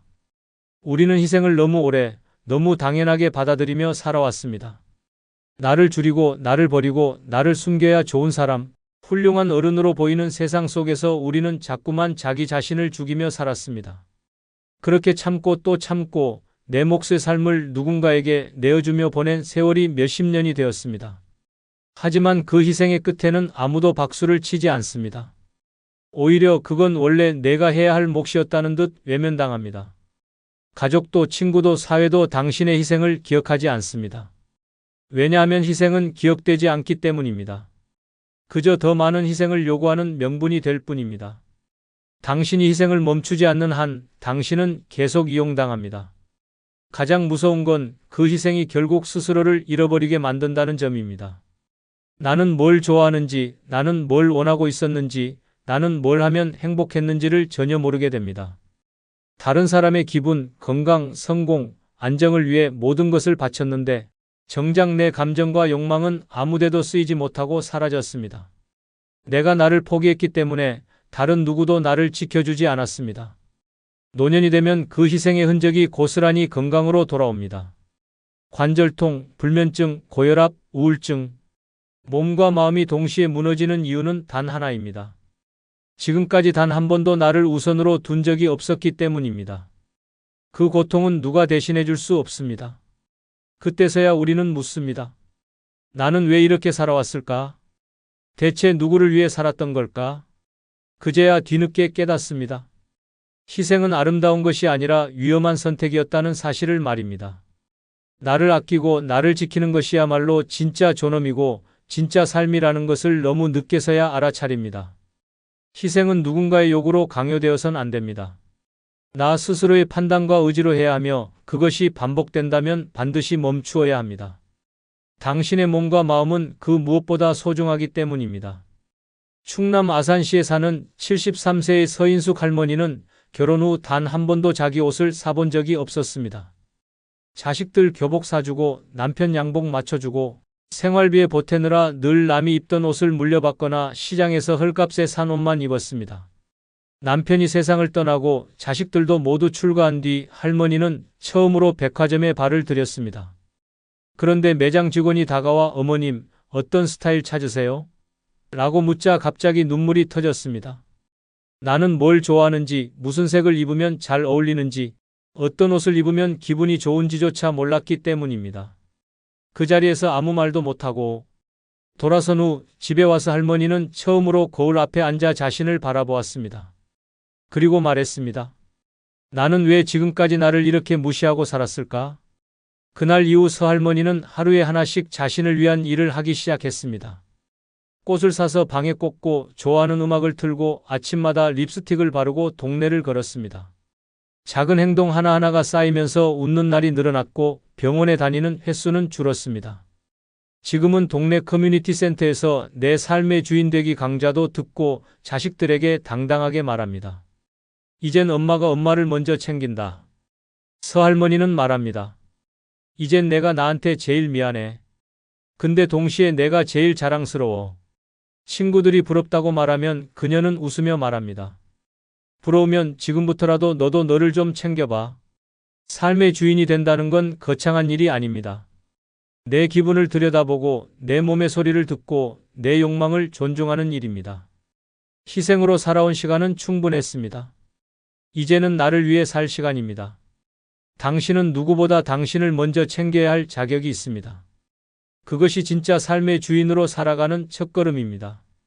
세 번째는 남의 인생에 휘둘리지 않는 결단을 내리는 것입니다. 우리는 어릴 적부터 남이 정해준 길을 걸었습니다. 부모의 뜻에 따라 학교를 정하고 사회의 기대에 따라 직장을 선택하고 주변의 시선에 맞춰 결혼하고 아이를 낳았습니다. 그렇게 살면서 나는 누구인가라는 질문은 점점 멀어졌고 결국 남이 그려준 인생을 충실하게 따라가는 인생 대행자가 되어버렸습니다. 문제는 이 습관이 노년에도 그대로 이어진다는 점입니다. 자식의 선택에 따라 이사를 가고 손주의 요구에 맞춰 돈을 쓰고 형제의 눈치를 보며 감정을 숨깁니다. 결국 삶의 중심은 항상 나가 아닌 남에 맞춰져 있습니다. 그리고 인생이 끝자락에 다다를 무렵 후회가 밀려옵니다. 왜 나는 나로 살지 못했을까? 남에게 맞춘 삶은 절대 행복하지 않습니다. 어떤 선택도 온전히 나의 것이 아니기에 그 책임조차 내가 아닌 남에게 전가하게 됩니다. 그래서 화가 나고 억울하고 허무한 것입니다. 하지만 정작 그 누구도 당신의 인생에 책임져 주지 않습니다. 당신의 눈물에도 병든 몸에도 무너진 감정에도 아무도 대신 아파하지 않습니다.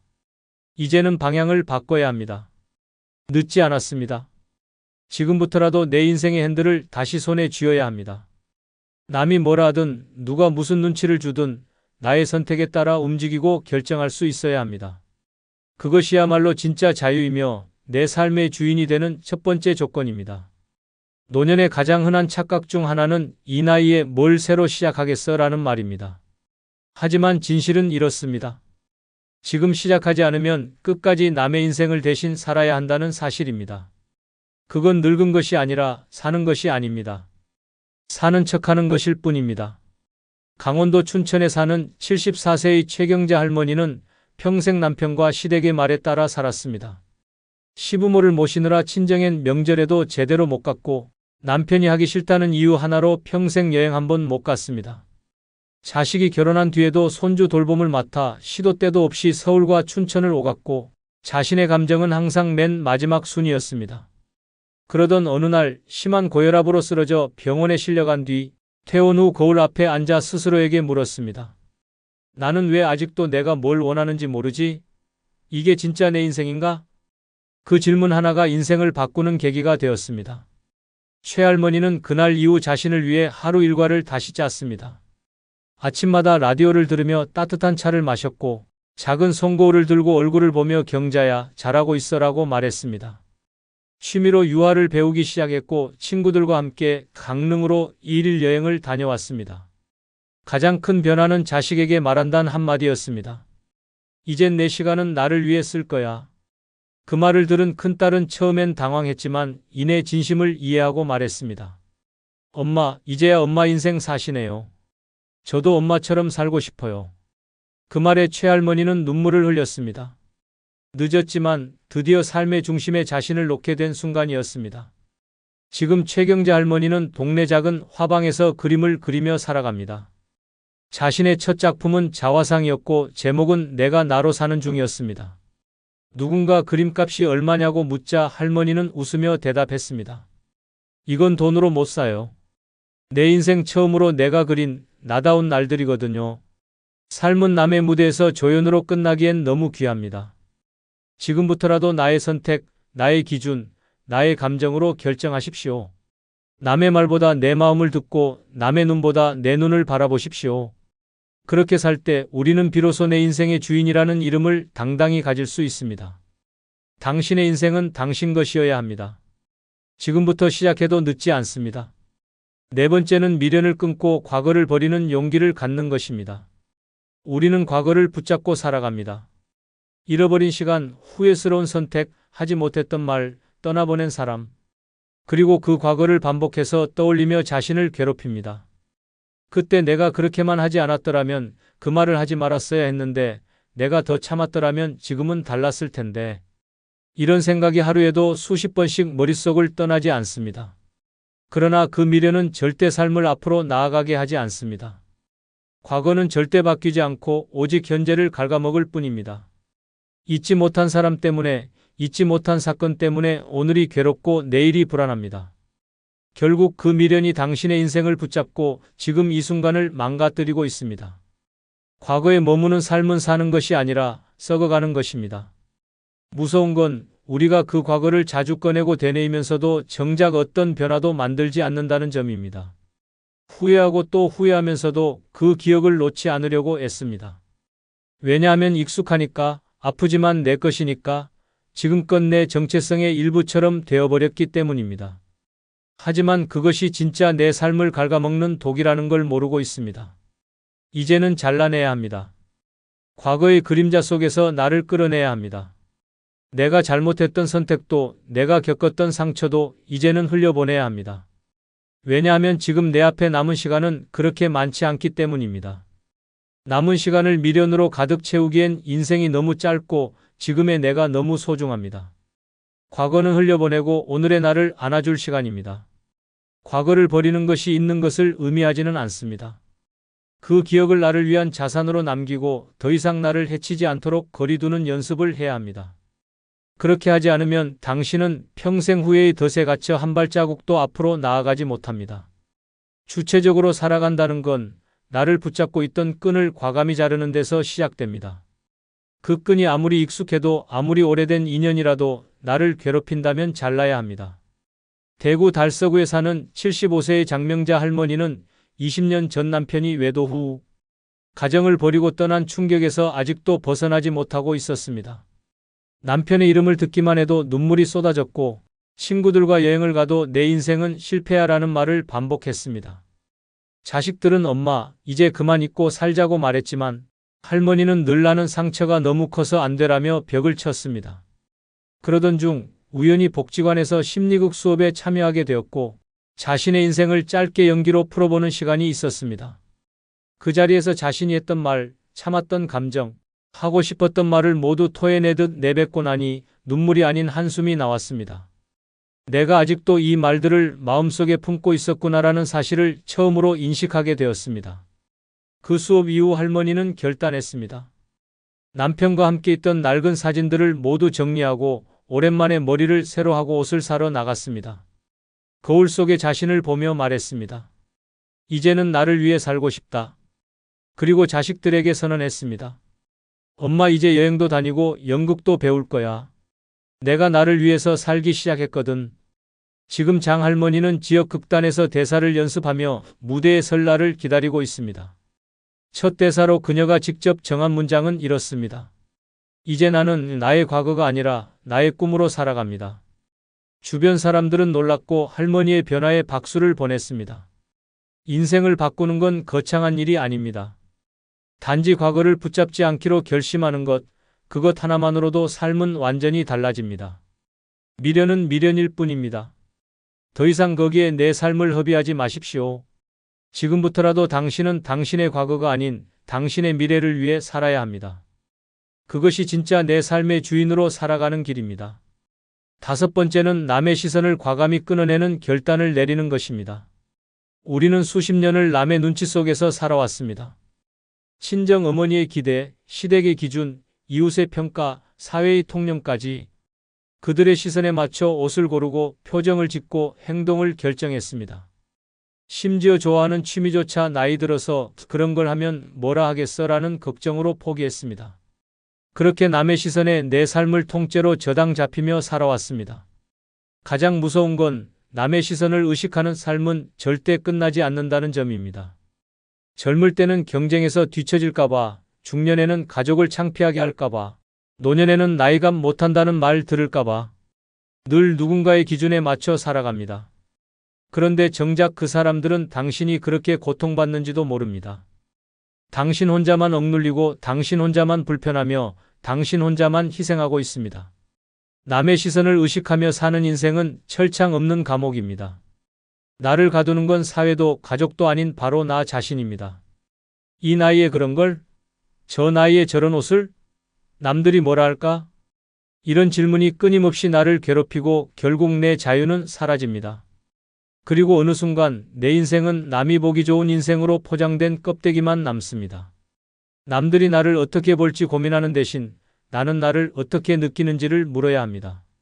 지금 웃고 있는지, 지금 행복한지, 지금 가슴이 뛰는지, 그 질문에 자신있게 예라고 답할 수 없다면 당신은 이미 남의 삶을 대신 살아가고 있는 것입니다. 그리고 그 삶은 절대 주인공이 될 수 없습니다. 엑스트라로 살아온 삶에 박수 쳐주는 사람은 없습니다. 이제는 말해야 합니다. 남들이 뭐라 해도 나는 내가 좋으면 한다. 내 나이에 맞는 행동이 아니라 내 마음에 맞는 행동을 하십시오.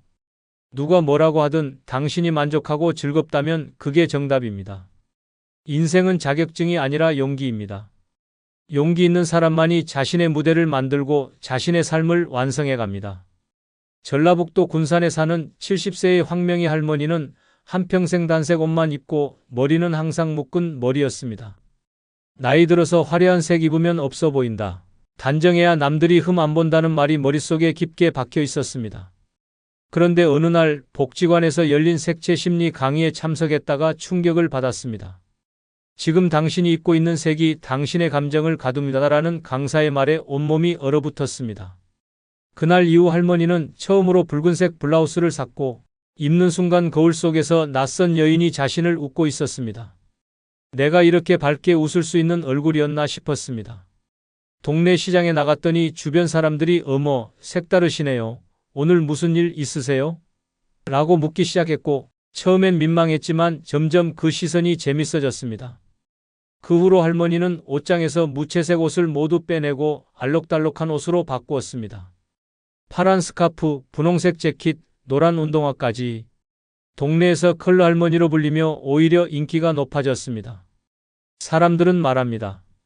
그 나이에 저런 용기가 부럽다. 나도 저렇게 나이 들고 싶다. 할머니는 당당히 말합니다. 남 눈치 보며 산 인생은 여기서 끝이에요. 이젠 내 눈에만 예쁘면 됩니다. 지금 황명희 할머니는 색채를 통해 삶을 바꾼 경험을 나누며 동네 커뮤니티에서 강의까지 하고 있습니다. 시선을 끊으면 삶이 시작됩니다. 라는 말은 그녀가 직접 겪은 인생의 진리입니다. 남의 시선으로부터 벗어난 그 순간 그녀는 비로소 자신의 삶을 살기 시작한 것입니다. 지금 이 글을 읽고 있는 당신도 그럴 수 있습니다. 남의 시선을 끊는 순간 인생은 다시 시작됩니다. 주인공이란 타이틀은 남이 주는 것이 아니라 내가 스스로 차지하는 것입니다. 지금부터라도 남이 아니라 나를 바라보십시오. 당신이 예쁘고 당신이 멋지면 그게 바로 최고의 삶입니다.